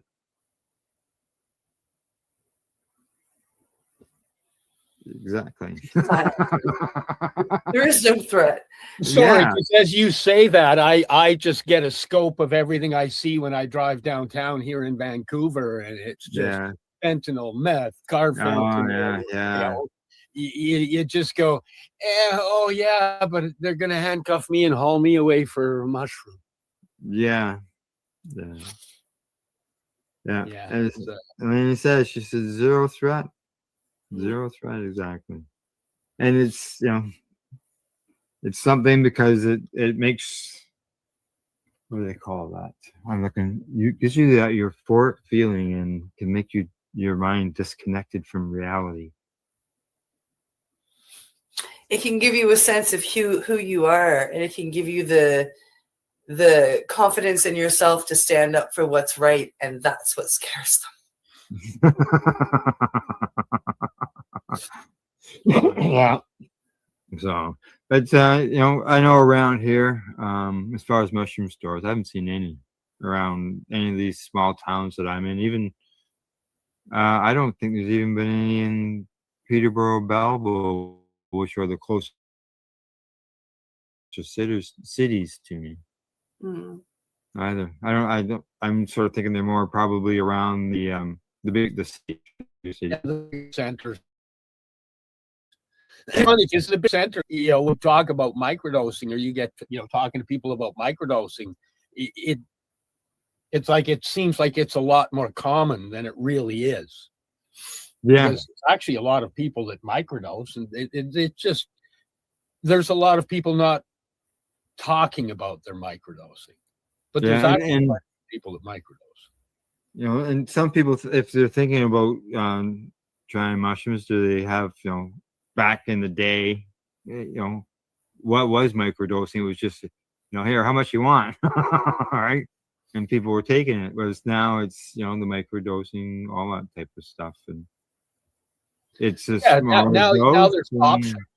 Yeah, right? you have the options. You know so much more about the aspects of how it can heal, what you can blend with it to make other avenues of the healing happen, up to taking bigger doses and what they can do for the we've just got so much more data, how it how it interacts with other medications and stuff. Oh yes, for sure. And more people, I think, are open to natural medicines now. Yeah, more and more people are, especially even if they're not into the psychedelics or the cannabis or the the whatevers. More and more people are open to natural healing. So, and it's a good first step. They're getting into things like, doing yoga or breath work, or, eating organic, or maybe looking at legal unpsychedelic ways of healing, like using chaga or turkey tail, or any of these things, rose or ginger, or there's so much out there. So, and those are wonderful stepping stones leading to other ways of healing and understanding the naturalness of a lot of the medicines that we work with, right? Yeah. Got a message here. Yeah, microdosing is saving me and helping me to get off my medications, and it's lowering my blood pressure. She loves microdosing. Absolutely. Yeah, because you can still function. I mean, it's not the days when you just sit there. It's a great face and laugh, right? Microdosing is a great introduction to the medicine. Yeah. Correct. Because as you start and you find, because a lot of people come in scared and worried, and once you've gotten over your fear and you find your dose, it's literally life changing. Well, I see a lot of people just don't want to be high. They're like, well, I mean, I'd like to try it, and I've heard it's helped, but I don't want to be high. And the whole point of microdosing is to not feel it. Right. Like, that's the whole point. If you're feeling it, you're not microdosing anymore. Yeah, you just wanted to take away the anxiety stuff. Is there a line where you say micro, macro? There is a technical line. It's, anywhere between 25 to 250 milligrams. But for everybody, it's different. Like, somebody may feel 50 milligrams like I feel a gram, like a full 1,000 milligrams. So to them, 50 milligrams is not microdosing. 50 milligrams is above a microdose, if they're feeling it. So everybody's different. For me, I sit at about 110 to 150 before I can feel any effects, and that's a microdose for me. Yeah. Okay. Yeah, and I've had people that have gotten a hold of me and said, "Hey, you know, the 110 milligrams is too much. You know, I'm Yeah. feeling it's really, really rocking me." And in my world, that's what I require. That's why, you know, most of ours are there. But you know, now I'm realizing, oh, there's people that feel it even more subtle, and they require that 50 milligram, which is, Yeah. you know, You know, that's a new one we're putting into play for those people, because everybody should have the ability to utilize this to get them through those troubled periods. for sure. Yeah. And it's just not the psilocybin mushrooms, like all kinds of mushrooms. And you know, I hated mushrooms, like just mushrooms. Period. No mushrooms on my pizza, any of that type of stuff, right? But you know, as a medicine, you know, in a capsule, all type of stuff, um, wasn't available when you know 40 years ago when I was trying all that stuff. No, Yeah. actually, watching the growth in the last 5 years, like watching the market just Yeah. go, has absolutely blown my mind. It's beautiful to see, because that just means people are becoming more aware and conscious of healing. But you know what the different mushrooms can do for our immune system and our gut biome, and just resetting the systems in our body back to healthy is, it's Yeah. revolutionary. Oh yeah, exactly. I was, you know, I was surprised. I didn't realize all that until you got involved, Steve. So yeah, well, yeah, you know, it was a huge learning process for me as well, because it was, you know, it was either go back to all the medications they'd put me on my life, Yeah. or do a bunch of research to find my way out. And the Right. more research I did on microdosing, the more it came to mushrooms. And then it wasn't just psilocybin. It was like, oh, but if you combine it with lion's mane, and oh, if you add in some turkey tail, and you know, and then you start learning about these other ones, and you get into just how they work. And it's not, oh, you eat the lion's mane and it fixes your brain. No, you eat these ingredients, they go into your stomach, where they, you know, they mix with the acids, and then the ingredients within unlock certain locks in your immune system to make certain healing processes happen. Yeah. And you know, when you start reading reading all the processes that mushrooms open, and the synergistic combination of using more than one type, wow. Do you think that maybe the research on it is accelerated more than it did on cannabis? Maybe because of the fact that cannabis is always looked at as a smoked product. I think Mushrooms, there's no honestly, smoking in mushrooms, right? You know, people. I think the reason they're slamming so much study into it is because they can synthesize the psilocybin, and by doing that, they can create the medications. Whereas all they had was Dronabinol, and what was the other one? They only had like 3 of the synthesized cannabises that weren't they really weren't as effective. Yeah. no. So my own thinking is, I'm thinking that's what they're trying to do is find out how we can synthesize, stabilize, make it, use it in proper dosages, and fit it through the pharmaceutical end. Yeah, But because I think my pathway, whole plant heals, extract medicates.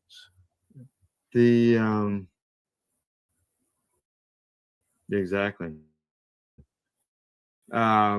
Because I think a lot of the reports that we cover on the news, we start rhyming off letters and numbers. It is a synthesized psilocybin. There are some that we do read off that it'll say, you know, natural mushrooms, but yeah. They usually say like, yeah, the full fruit of the mushroom. A lot of them that we read though, like where like we think when we think the bigger doses or the macro doses or the full doses, a lot of people think 5 grams or more. And when we read them on the news, they talk about 25 milligrams. And what they're talking about there is they're talking about 4-ACO-DMT, which is the synthesized psilocin that they have made. And that 25 milligrams is equivalent to 5 full grams of a penis envy mushroom. Yeah. So like a higher in psilocin mushroom, like a stronger mushroom, like the penis envy or something like that.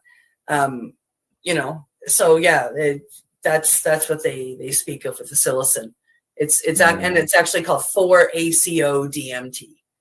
Yeah, why wouldn't they just put an magic mushroom? DMT makes it sound like the DMT. Well, there's also NN-DMT, and which is and then the 5-MeO DMT, which is what I work with, and there's a lot of the medicines that fall under that DMT realm, believe it or not. Okay, so and mushrooms are definitely one of them. Yeah. Whether it's the fruiting body once the psilocin goes in and transforms within your system, it becomes dimethyltryptamine. Yeah. Is that what it stands for? Okay.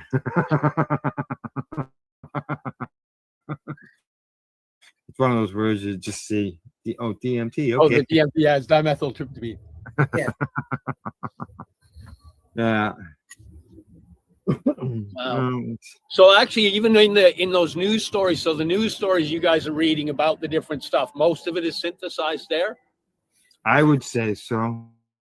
I would say 90-ish% of the studies that we read or report on, they are doing their experiments with the 4-ACO DMT versus the actual fruiting body of the mushroom.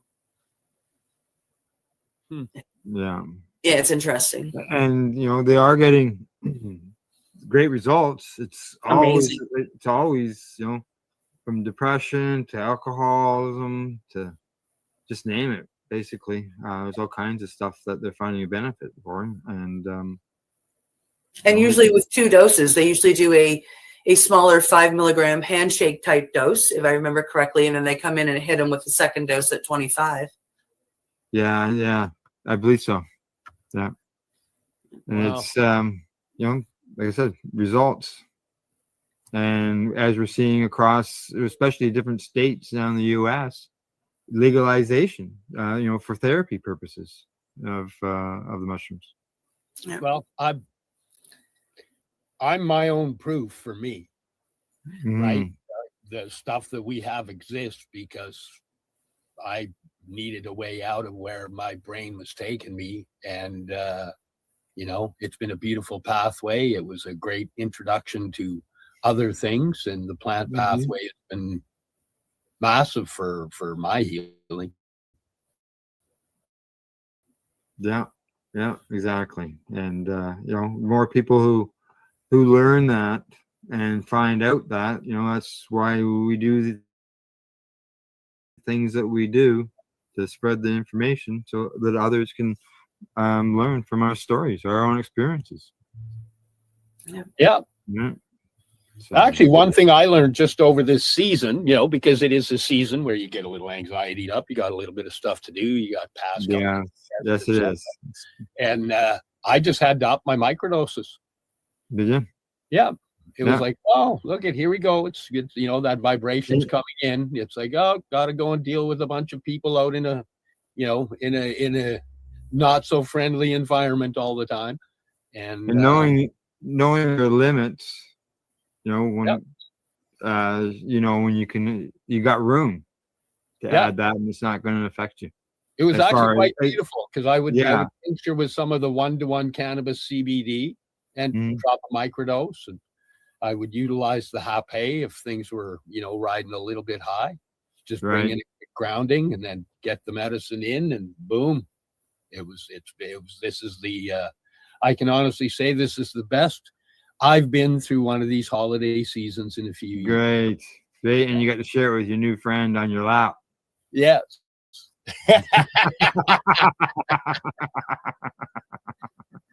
Oh, yeah. What have we got that's new and exciting to look forward to this year, Al? What's that? What have we got that's new and exciting to look forward to? New and exciting. Let's see. Well, people might have noticed that the Veterans Action Council hasn't been running on Sundays. That was because we caught up with them. They have added more shows, so I'll be restarting that back on the network, getting that out. And it's always great to hear what they are doing in the U.S. And the last I had reported on them, they were trying to, they were, how do you call it, appealing it in the rescheduling of cannabis down in the U.S. Yeah. They're involved in big time, like in the federal government. They're always lobbying. They're lobbying over, like with the UN over in Europe. They're helping veterans all around the world. The organizations from veterans from all over the world. They're not just from the U.S. So they'll be starting back up, as well as I mentioned earlier. Time for Hemp was the spot where I started doing the radio broadcast. This past summer, I was talking with Casper at Time for Hemp, and we've got him jumped over to the video side of things, and he is doing broadcasts now, and I will be adding them to our network broadcast as well. And I'm looking at possibly with the news show, because we do the 2 broadcasts a week. Not really adding a third day or anything, but I'd like to be able to do like briefs, short brief of the news. Some of the stuff is, breaking news, or really good news. For example, Manitoba all of a sudden being able to grow cannabis instead of waiting 6 days to get the news out. Maybe do a short news flash, something along that line. As far as new shows, right now, other than bringing back and adding the Time for Hemp, nothing's new that I see in the horizon. As far as Ashley, she's obviously been off with her New baby. with the new baby. And she did a lot of traveling around the U.S. and stuff like that. I haven't talked to her since she's had the new baby, and she's still in her thread, and said the Merry Christmases to everybody. So as far as I know, she's coming back, and we're doing some broadcasts. So see what happens. Yeah, John and I are supposed to put one together and propose it to you as well. So. Are you okay? We gotta get this going this year. So I didn't have to tell you. I didn't have to look at you. Look at you, Steve.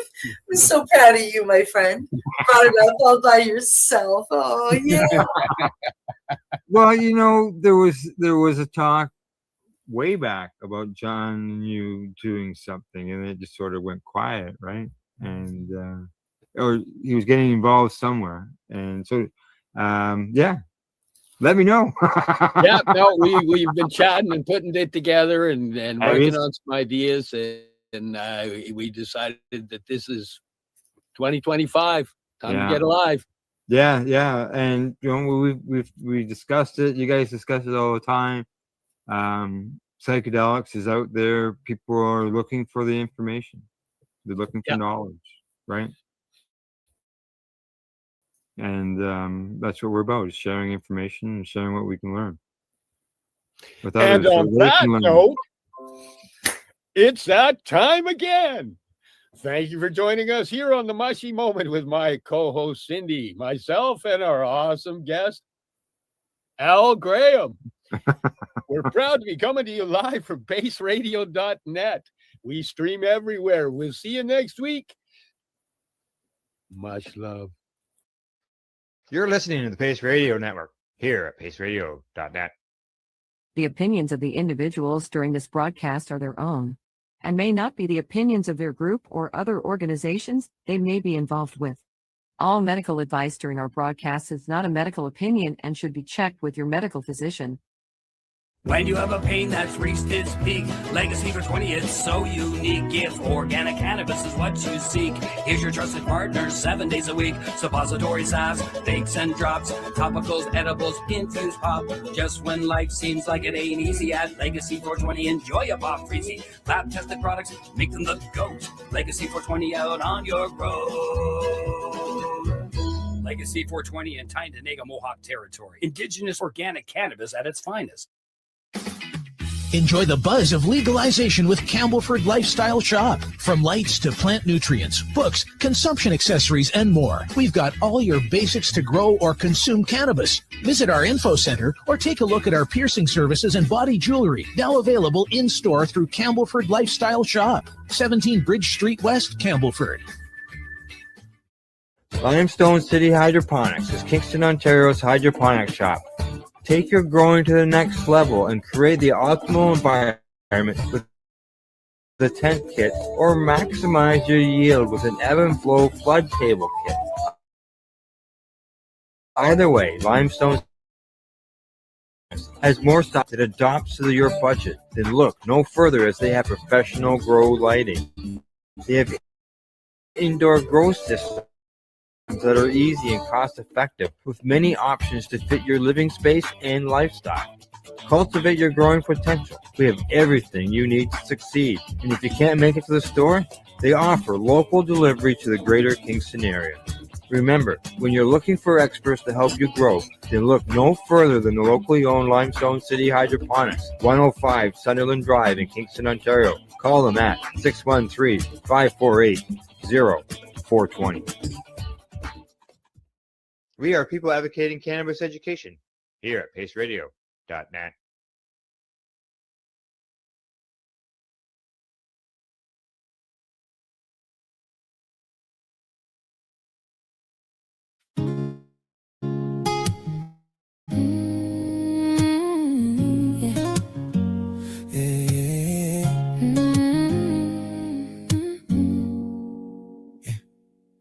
Doctor said, try this pill. Didn't ask how I really feel. Sleeping days, shaking nights, lost my taste for real life. Then a friend wrote truth in a paper. Little backyard old turntable. Coughed once, heart went calm for the first time. Pain felt small. This is my green light anthem. My lungs, my life, my choice. I chanted, plant in the ground, hands in the sky, healing in the smoke as the days go by. You can call it wrong, you can roll your eyes, but I know what saved me. I don't apologize. Singing out loud for the ones like me. Cannabis care, let the people be free. Grandma hiding drops in her tea, says it helps her finally breathe. That down the street can sleep. No more ghosts in his dreams. Still they slap cuffs on a kid for the same thing that helped me live. How's that fair?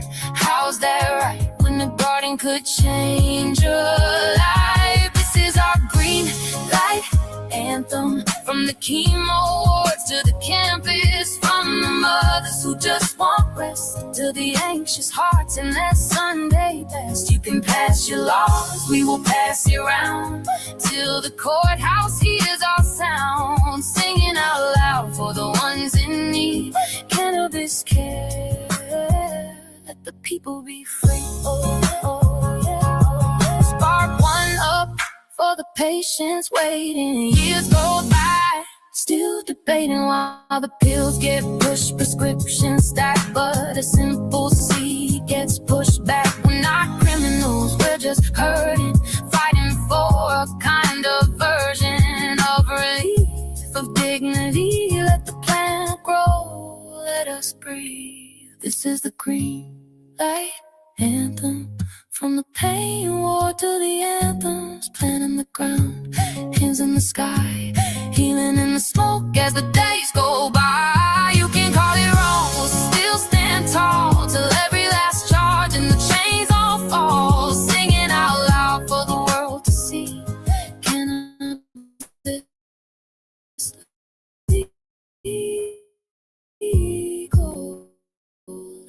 people be free. Let us be. Let us be. Let us be. People be free.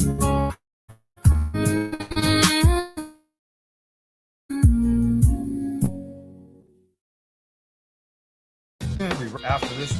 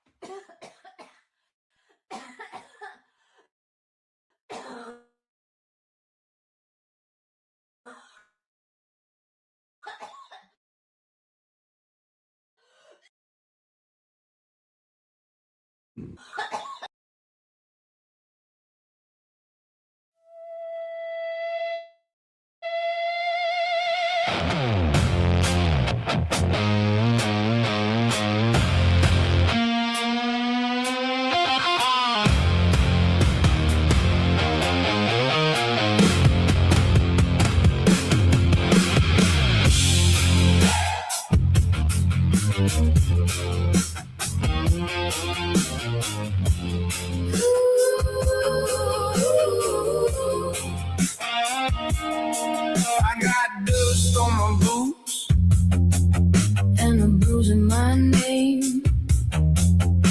Your hand on my shoulder, Like a match in the rain. we left that town in pieces. Never turned around. Now dog keeps calling From the fairground ground. Keep me from the edge, keep me from the fall. I can hear the thunder moving through the wall. Ramble on my soul. burn me slow, let me roll. Ramble on my soul.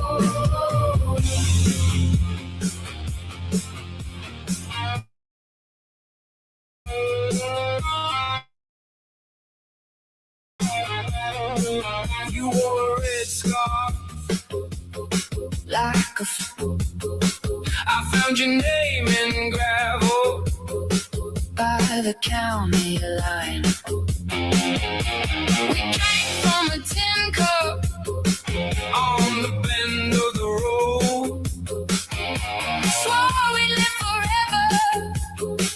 then the sky let go. Keep me from the edge, keep me from the fall. I can hear the thunder moving through the wall. Ramble on my soul, Ramble on my soul. burn me slow, let me roll. Ramble on my soul.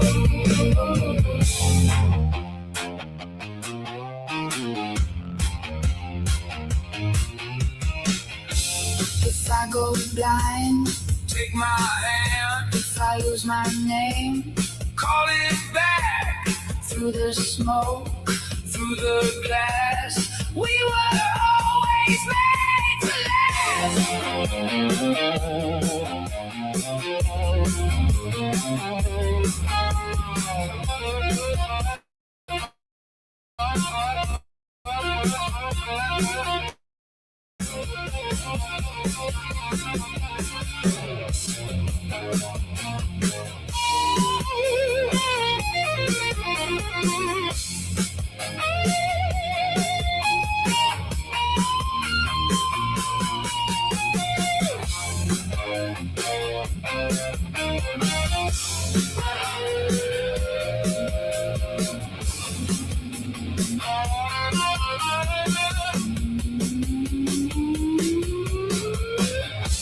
Ramble on my soul, ramble on my soul. burn me slow, let me roll.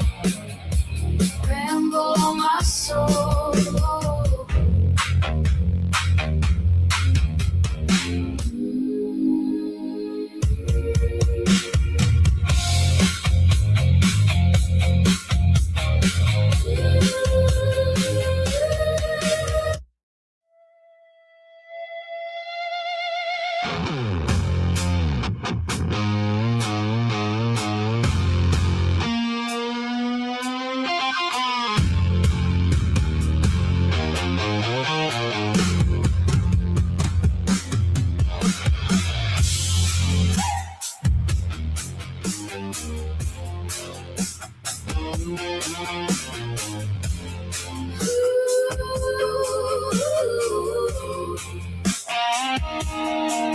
I got dust on my boots and a bruise in my name.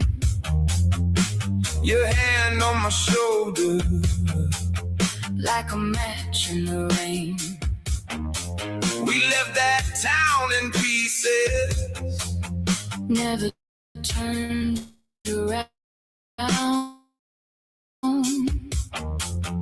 Now the dark keeps calling.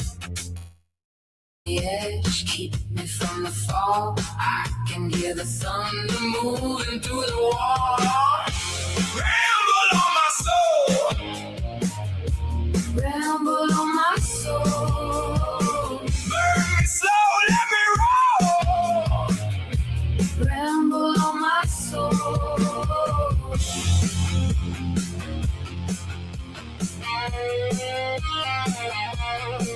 You wore a red scarf, Like a flag in a fight. I found your name in gravel. By the county line. We drank from a tin cup On the bend of the road, swore we live forever.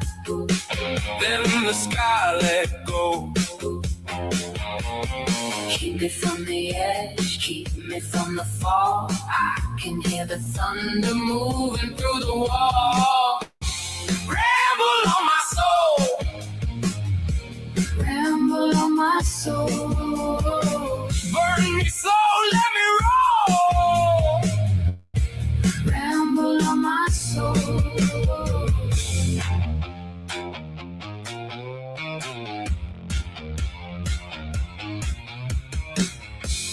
If I go blind, Take my hand, if I lose my name, call it back through the smoke, through the glass. we were always made to last.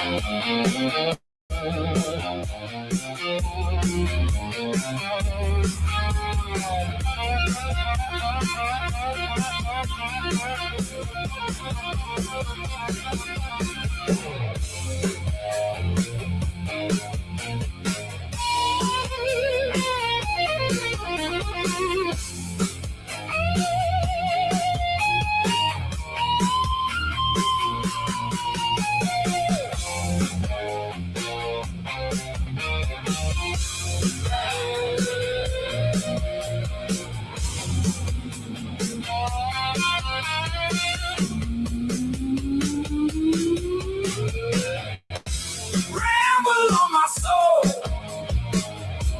Ramble on my soul. Burn me slow, let me roll.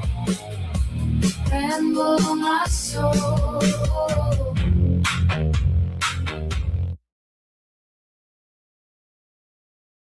You're listening to the Pace Radio Network here at paceradio.net.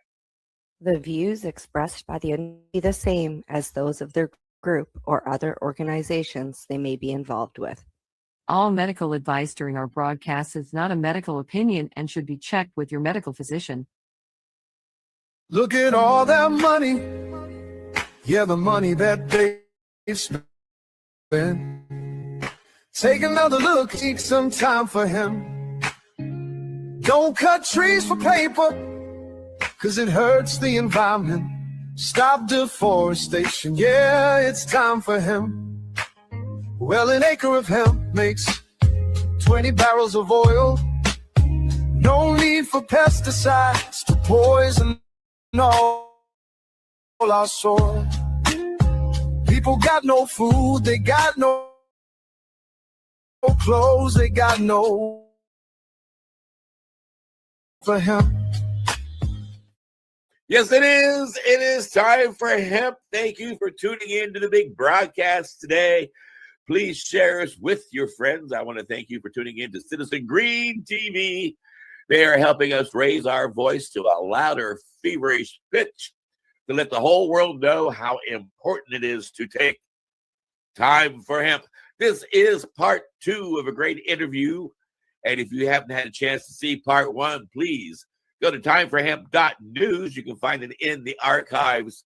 And you can find lots of free music downloads and lots of great blogs and all kinds of groovy videos that you might want to share with your friends. And speaking of sharing with friends, one of the friends that I enjoy sharing my Time for Hemp moments with is Al Byrne. He's down in Florida, and he's letting the whole world know that the Sunshine State truly does believe in medical cannabis. Ain't that right, Al Byrne? Yeah, we have a medical cannabis bill in Florida. It's been here for a few years. I'd like to say that because I wrote my book, the governor decided it was a good idea, but I don't think it had anything to do with it. But it's very popular here. There's been no ramifications negative, the use of cannabis by anybody in the state for years. There are dispensaries all over the place. I live in a very little village. Really, it's a fishing village on the Gulf, and we actually have 3 shops that sell cannabis products. And so when we're done with this interview, I'm going to go around and see if they stock our guests' products, because I'm already impressed as hell, and we're going to find out more about it. But before we do that, we have to bring in our token Canadian, one of my joint hosts, Al Graham. Hi guys, how you doing? Groovy, and other than that, things are doing really well.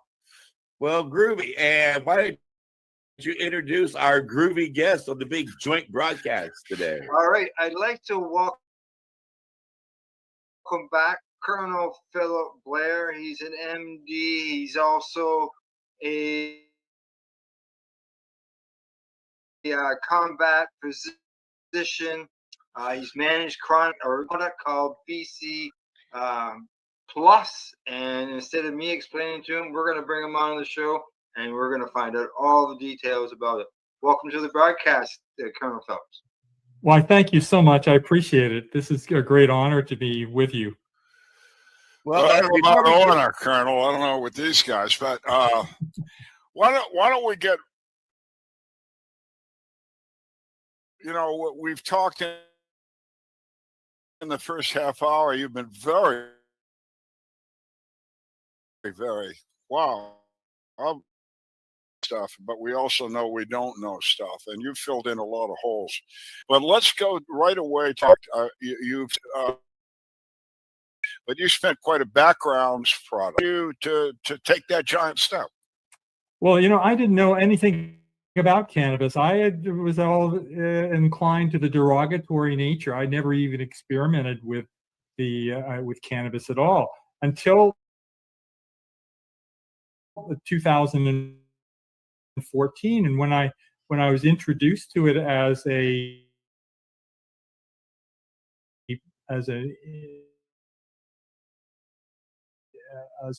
possible product that going to change the way our environment be. So I explored the literature very military background, starts upbringing very straight. Did you have an attitude that people who smoked marijuana were a problem child, that they had a crutch, that they were some kind of hippie or whatever? Or did you have the connotation of people who used cannabis? Well, I did, because I was active during the 1970s when there were derogatory and people were running into major problems with it. So, and I realized that it was very negative aspects to it. And I wasn't I was involved with the military all these years, and so I didn't have any exposure to what people were doing actually physically in the stuff they were exploring. And during the 70s, when the hippie time was going on, I was steeped in a military background. I didn't have any hippie exposure at all, so I wasn't smoking. I wasn't using the products, and I had generally had a sort of derogatory sense about it because of other drugs. So I had to leave. It wasn't until 2000 in the fits cannabidiol that I realized that I had been misled for years. So before that's 11 years ago. What happened? What did you do? All of a sudden you're excited. What happened? Well, I learned about the mechanisms and the targeting, and I also had a chance to sample many patients with it. And I cannot tell you how many people that I sampled with CBD, and it turned their life around within minutes of using the product. And I saw this wholesome response and beneficial response, anti-anxiety, anti-dementia, calming sensation, and pain relief.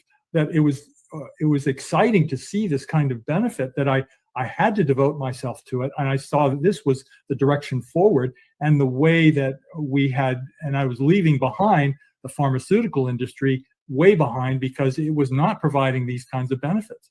So, I was really deeply involved with it, and I saw all the benefits that were coming from it. Of research and defining how CBD could be used. But in that process, I learned about another cannabinoid substance that was found in hemp, but it was also found in 1,000 other plants, and that was beta-caryophyllene. Beta-caryophyllene is essential oil that is found in hemp, and there's as much as a terpene, and as much as 36% of the terpenoids that are in cannabis are actually beta-caryophyllene. And so it had a high percentage. And in fact, as I looked at different studies, I found that when CBD and cannabis was combined with beta-caryophyllene, we were getting magnificent results. And I've got study after study that shows the benefits of terpenes plus cannabis, and all across the board. So I realized that this had huge potential, but then I managed to get it separated from the cannabis and get it from another source so that I could introduce it to many people who cannot use cannabis. So it comes from cloves and black pepper and hops, and I had it extracted from those substances and put into an independent product that offers, and I've learned this from experience, is it offers almost all the benefits of cannabis, but it doesn't have any derogatory substance in it that could test out as a positive urine analysis. So it's available to military, police, first responders, to medical personnel, to aviation people, to certified licensed people. Anybody who can use it, who's restricted, could use this product and get great benefits from it. Well, I got to jump in here. It sounds to me like you took chocolate and took the taste out.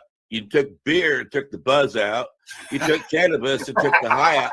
You ruined it. Why? Yeah. Screwed it all up. Yeah. What benefit? Tell me, what's going to drive me to this? Well, so what happens with cannabis is that it works on the target, much literature on the CB1 receptor. Now, there's actually two types of CB1 receptors. There's a CB1 receptor in the brain, very specifically, and it is a different isoform than the CB1 receptor in the liver. and the one in the brain makes you high, whereas the one inflammation, you want to see in the liver acted, because that can lead to obesity and other types of inflammatory signals. But in the brain, it can mitigate against Alzheimer's disease and dementia. So cannabis is generally targeted and talked about for the THC effect and on the CB1 receptors. Well, now this is the opposite. This is caryophyllene, BCP, works on the CB2 receptor. And the CB2 receptor has no psychotropic activity. It does not cause any high at all. And in fact, it can mitigate against a high effect very specifically. And That's what I was going to lead to next, is that we had somebody on a couple of weeks ago that said if you're using cannabis oil, when you smoke cannabis, you won't get a buzz. It's like, I can't decide, do I take cannabis oil to live longer or do I get high? Well, there's different combinations that work for different people, and I don't know exactly what that your need is, but there's two receptor systems, and they work in tandem, and they can benefit each other. So the THC works on CB1 receptors and CB2 receptors. Now the BCP product works strictly on the CB2 receptors, so there's no associated high with it, but it actually mitigates against behavioral abnormalities such as anxiety, depression, PTSD, and I believe it's going to work for bipolar and schizophrenia, as well as suicide ideations. Well, and you said that this can help with blood supply. If somebody's got problems with their circulation, would this be a benefit to them? Yes, definitely. Yeah, it actually increases the amount of nitric oxide that we produce in a beneficial way. So it dilates the blood vessels, and it actually dilates the blood vessels in the so what studies have you done to help verify something? 15 clinical human studies on the product, but there are about 3,500 preclinical studies that have been done on beta-caryophyllene. So what I've been using it over the last 4 years, I've been using it in thousands of people, and I've seen these particular benefits firsthand. One of the particular ones that I noticed very, very specifically is the relief of anxiety and depression immediately after taking a dose of this product. The product is a highly bioavailable substance that I put into a small molecule format and wrapped it with a membrane that makes it water soluble, as well as wholly bioavailable into the mucous membranes. And that's what delivers it in the mucous membranes immediately within 10 minutes after dosing. Wow. So, Colonel, do you, two questions. Do you use your own product? Yes. Okay. And then I want to use your product.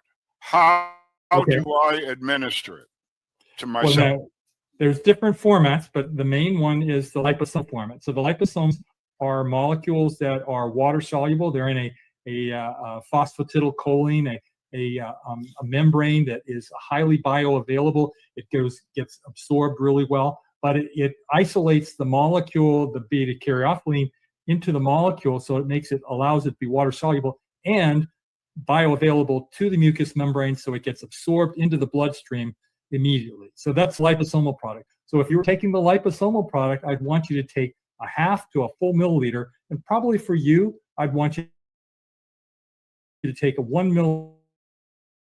milliliter, hold it in your mouth for 1 minute, and swish it.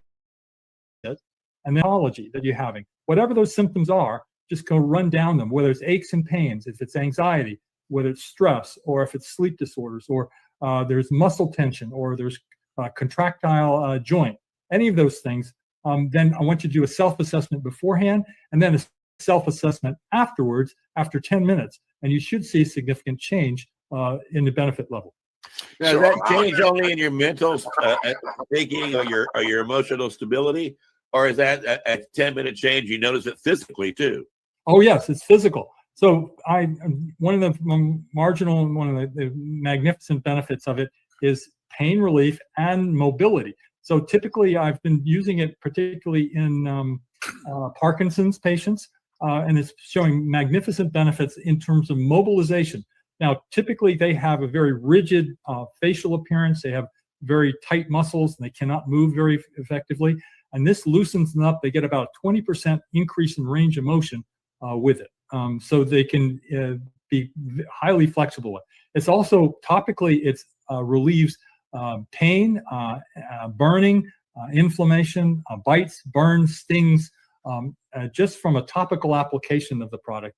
So the same product can be used to either swish it in your mouth and swallow, or rub it on your body and make you feel good?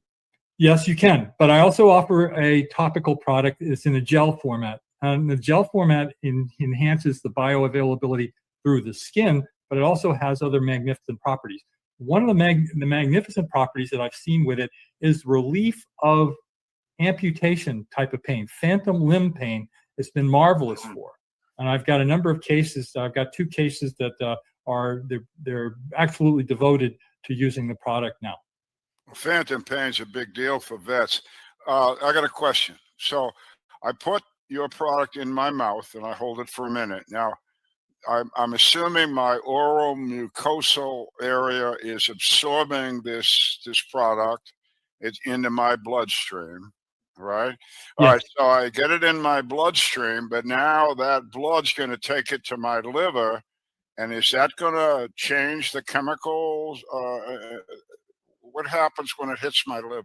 Well, it's going to hit your liver after it circulates in the body. So you're going to get the benefits right away, and it's going to go to the brain right away. So you're going to get brain circulation, and then as it processes through the body, it's going to go through the liver and to get metabolized.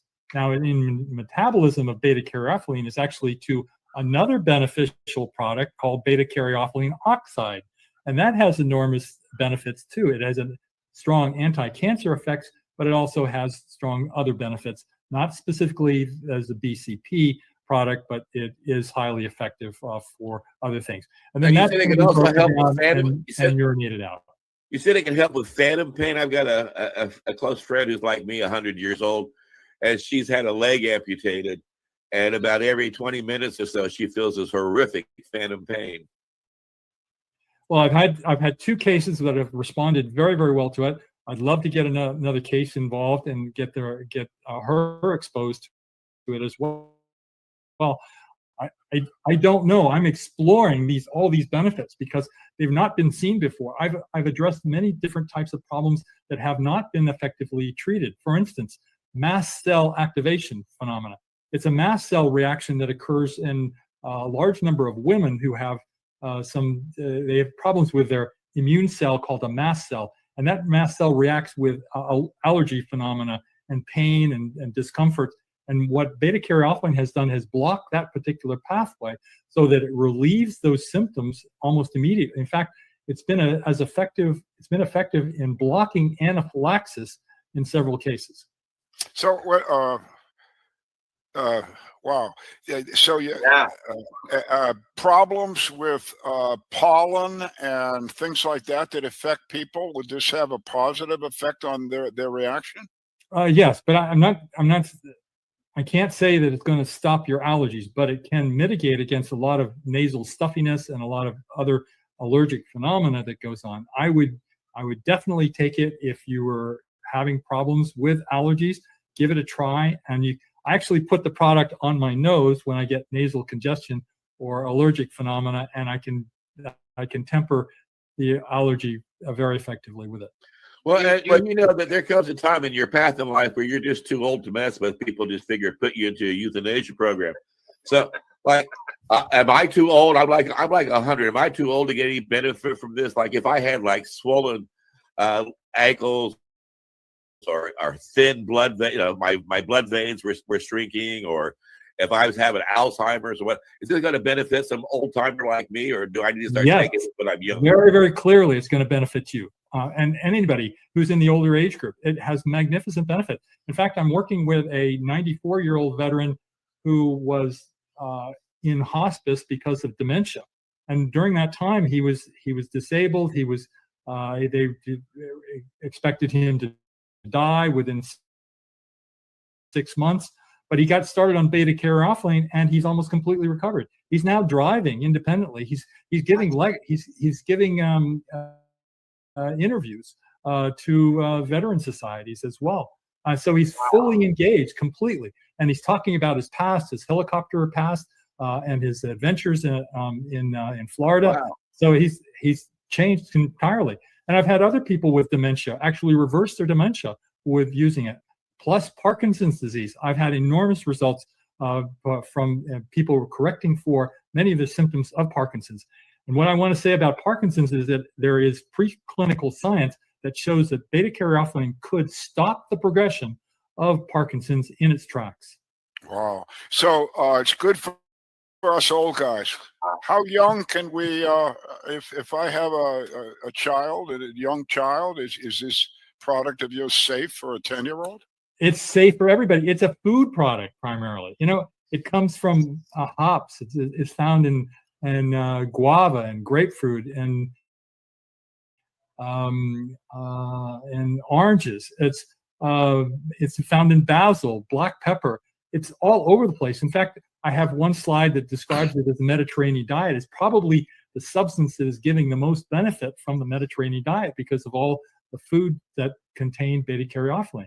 All right, now I got a couple questions here. One, if I take it, will I test positive for THC? And two, should I have my doctor be aware of what I'm taking? Is this going to have any effect on any medications I might taking? Is this going to be something my doctor needs to be aware of? Should my doctor have to prescribe this?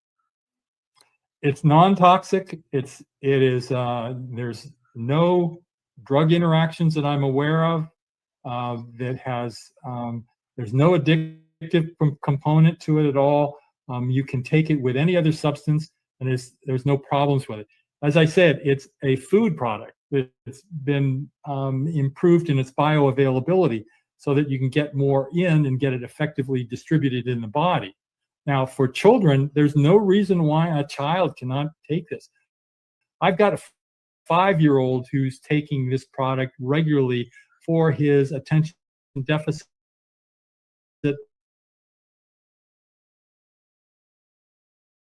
He will walk over to his mom and ask her for a dropper of brain food because it settles him down and he's able to do his work and interact with his siblings as well.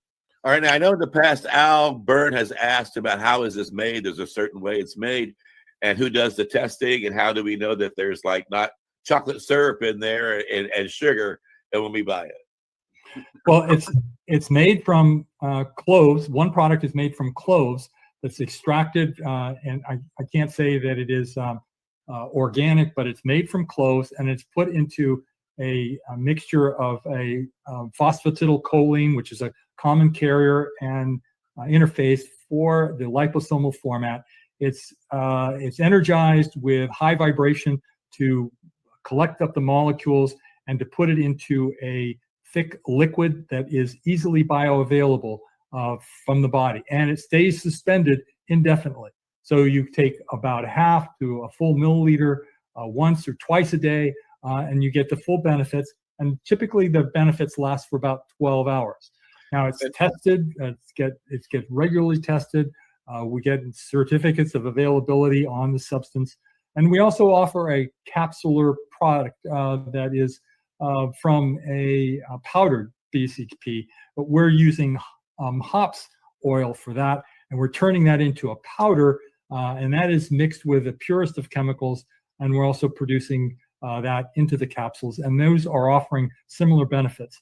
But where these capsules are combined with other phytocannabinoids that can benefit the body as well. And since it is a food product, does it have to be used like within a month or two? Does it have a long expiration date? You know, it's a very stable molecule, and we've tested it out at 2 years, and it's been highly effective and maintained its concentrations entirely. So there's no impairment of its performance at all. Couple of things. Can I just get a question in because we're almost out of time? Yeah, go, Al, go. All right. You've talked about how this treats people with mental health issues, so on and so forth. Is there any advantage to people with autoimmune conditions? Oh, yes. Yeah, because it works on the CB2 receptor.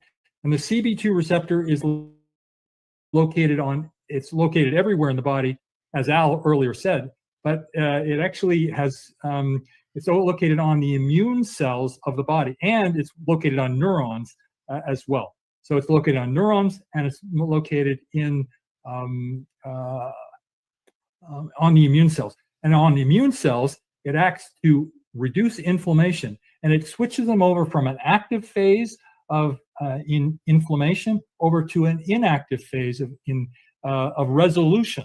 So it doesn't turn them off. It doesn't look like a steroid for blocking immunity. It actually turns it off into a monitoring and regulatory fashion. So it's been highly effective in all your inflammatory cytokines, like the TNF alpha, the IL-6, IL-1 beta. These are all inflammatory molecules, but it actually stimulates the production of anti-inflammatory cytokines like IL-10. And then you may not know about these particular things, but these enormous benefits in these areas, particularly for autoimmune conditions like MS as well. Wow. I can't believe this half hour's gone quick. I know. We need more time. I know. I have one more question, and then we'll wrap it up. It's not covered for senior citizens on their insurance. So do you offer a senior citizen discount? Is this a cost-prohibitive medication? Is it affordable? What? Well, we're asking $75 for a bottle of that gives you 60 milliliters, and that 60 milliliters may last you 1 to 2 months. If you're using half a milliliter twice a day, then that's going to last you 2 months. Or if you're using just 1 milliliter a day, then that's 2 months worth. So it can be high. I want people to stay rigid on the schedule. Now you can take more of it or you can take less of it depending on your needs. I tell people optimize your performance. And the other thing that I can see that it's very effective for is vision. It has a visual enhancement properties to it that can reverse macular degeneration, I believe. Wow. My mother had that. So, yeah. We got 1 minute. Sleep. Yes, it has magnificent for sleep as well, because it seems to relax the body, put a calming state into the body, so that you sleep deeper with more intensity, and you get longer sleep. But it can interfere with your going to sleep because the brain activates. So you can get really engaged in thoughts and patterns and exploring different topics with your mind. But if you hold off for a couple hours, you should be able to go to sleep and sleep in a very, very deep way. Well, give a shout out to your website. Yeah, so my website is blairmedicalgroup.com. You're welcome to explore that. I've got a number of white papers that I've written. I've got links to different topics, and I've got a discount of 20% for your first order. Well, it has been a real honor, Colonel, to have you as a guest in the show. I'd love to have you come back in our future and help educate our audience a little bit more about this fantastic thing called the endocannabinoid system. And I want to thank you, Al Byrne, for introducing us to the endocannabinoid system here on the big broadcast a few years back with Dr. Meshulam when we did a Global Hemp Summit in 2013. And I want to thank you, Al Byrne, for writing this beautiful book. And I want to thank you, Al Graham, for raising the voice up in Canada on PACE Network and letting everybody know how important it is to take time for hemp. Thanks, Colonel. Thanks a lot, sir. You bet. Look at all that money. Yeah, the money that they've spent. Take another look and take some time for him. Don't cut trees for paper, 'cause it hurts the environment.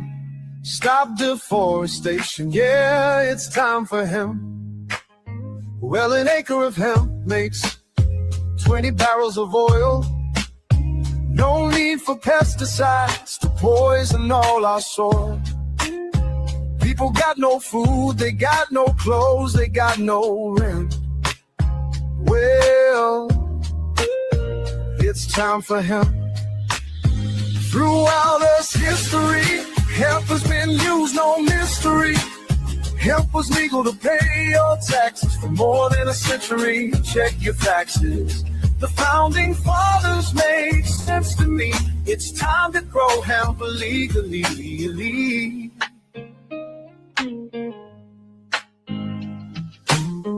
Think of all its uses. It's money that's well spent right now. No excuses, it's time for hemp. Sustainable green industry, that's our intent. A better place this world will be. It's time for hemp. Fueling food and clothes and soap. Housing cars, your car's no joke. Henry Ford built a car with hemp. It's time for us to do it again. People be employed with balanced farming as it's meant right now. It's time for hemp. Hemp is a true necessity for the wealth and protection of this country. Thomas Jefferson spoke those words. He knew the value of these herbs. It's time to lift the hemp band. It's time to make a strong stand. Yes, we can. I know we can. We can make a difference. Yes, we can. Just like birds of a feather. Yeah, the money that they spend. Take another look and take some time for him.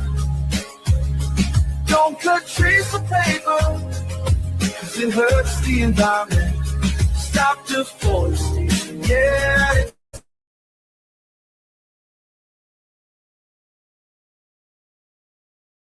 Time for him.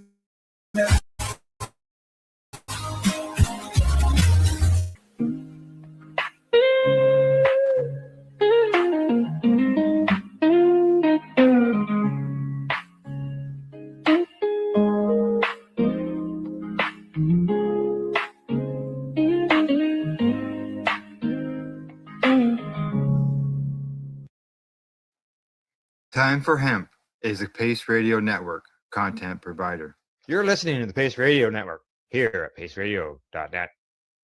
The opinions of the individuals during this broadcast are their own and may not be the opinions of their group or other organizations they may be involved with. All medical advice during our broadcast is not a medical opinion and should be checked with your medical physician. Enjoy the buzz of legalization with Campbellford Lifestyle Shop. From lights to plant nutrients, books, consumption accessories, and more, we've got all your basics to grow or consume cannabis. Visit our info center or take a look at our piercing services and body jewelry, now available in-store through Campbellford Lifestyle Shop, 17 Bridge Street West, Campbellford. Limestone City Hydroponics is Kingston, Ontario's hydroponics shop. Take your growing to the next level and create the optimal environment with a tent kit or maximize your yield with an ebb and flow flood table kit.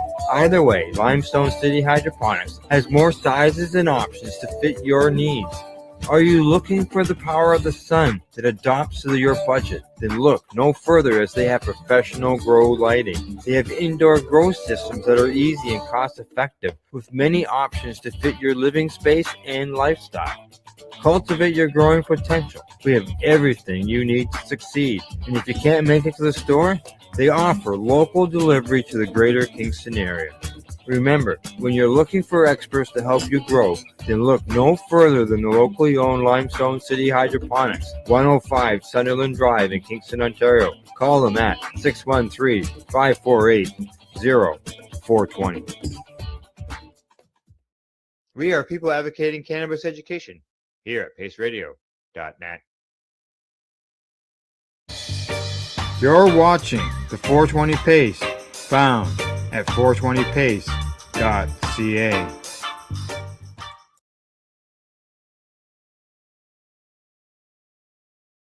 The next one, this one is coming to us from Marijuana Moment, and the headline there says, "There's strong public demand for bigger marijuana reform than Trump's rescheduling move, federally funded study shows."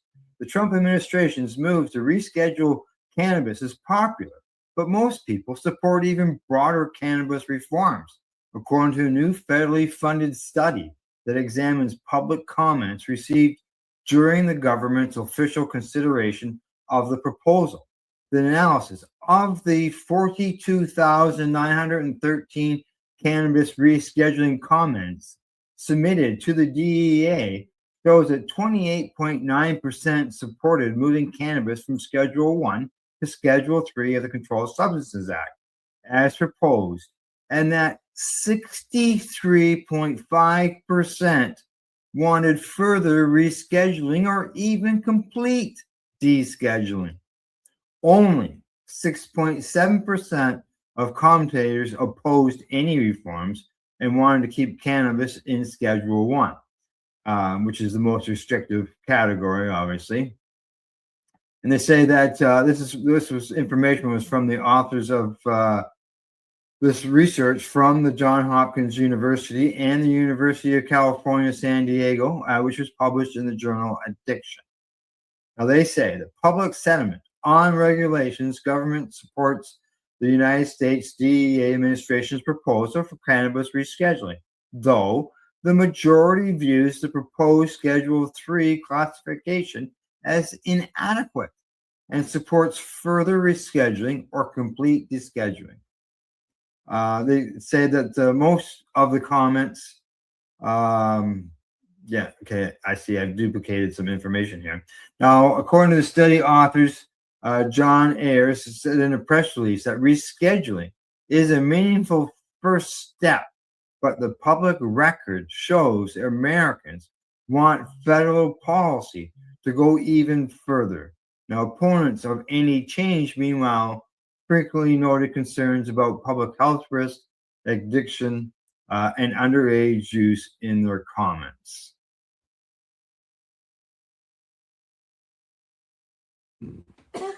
You're watching the 420 Pace Reroll Saturday.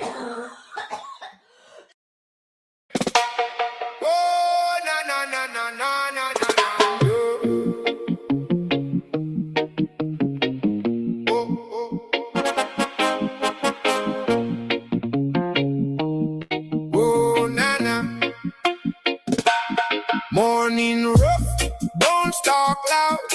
I rush slow through the crowd. Green breath in a paper crown. Got the weight, but I sit down. Hard week, heavy hands. Pockets full of shifting plans. You say pain don't leave clean, but I know what the roots mean. Let it spin. Let it swing. One small spark and the whole room sings. Easy now, take your time. Feel that calm come over mine. Cannabis heals. Cannabis heals. Heals. Heals. Heals. Cannabis heals. Cannabis heals. It cools. It shields. One deep pull, I'm back in my skin. Cannabis heals. Let it roll in.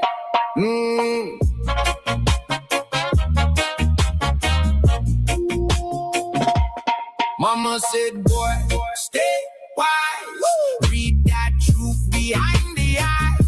Some folk talk, some dumb folk lie. Still I keep my head held high. On the porch with the plate half full. Baseline warm and the night too cool. Friends lean close, the worries fade. One love glow in the shade. Let it spin, let it swing. One small spark and the whole room sings. Easy now, take your time. Feel that calm come over mine. Cannabis heals, cannabis heals. Heals, heals, heals. Cannabis heals, cannabis heals. Yeah, it cools, it shields. One deep pull, I'm back in my skin. Cannabis heals, let it roll in. No rush, no fight, just a slow moon ride tonight. When the world gets wild in me, I find peace in the in-between. Cannabis heals, cannabis heals. Heals, heals, heals. Cannabis heals, cannabis heals. It cools, it shields. One deep pull, I'm back in my skin.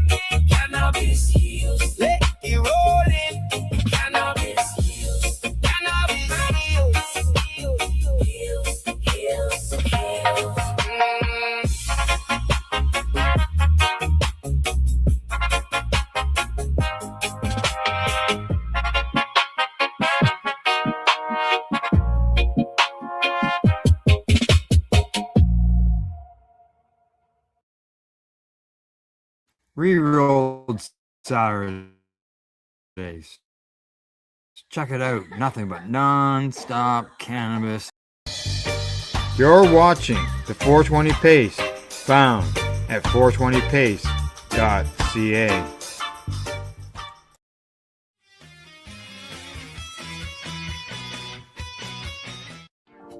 You've been watching Rerolled Saturdays. Thank you to our guests, our hosts, and our viewers. Up next, Rerolled Saturday Nighttime Edition. It gets started at 4 p.m. See you then.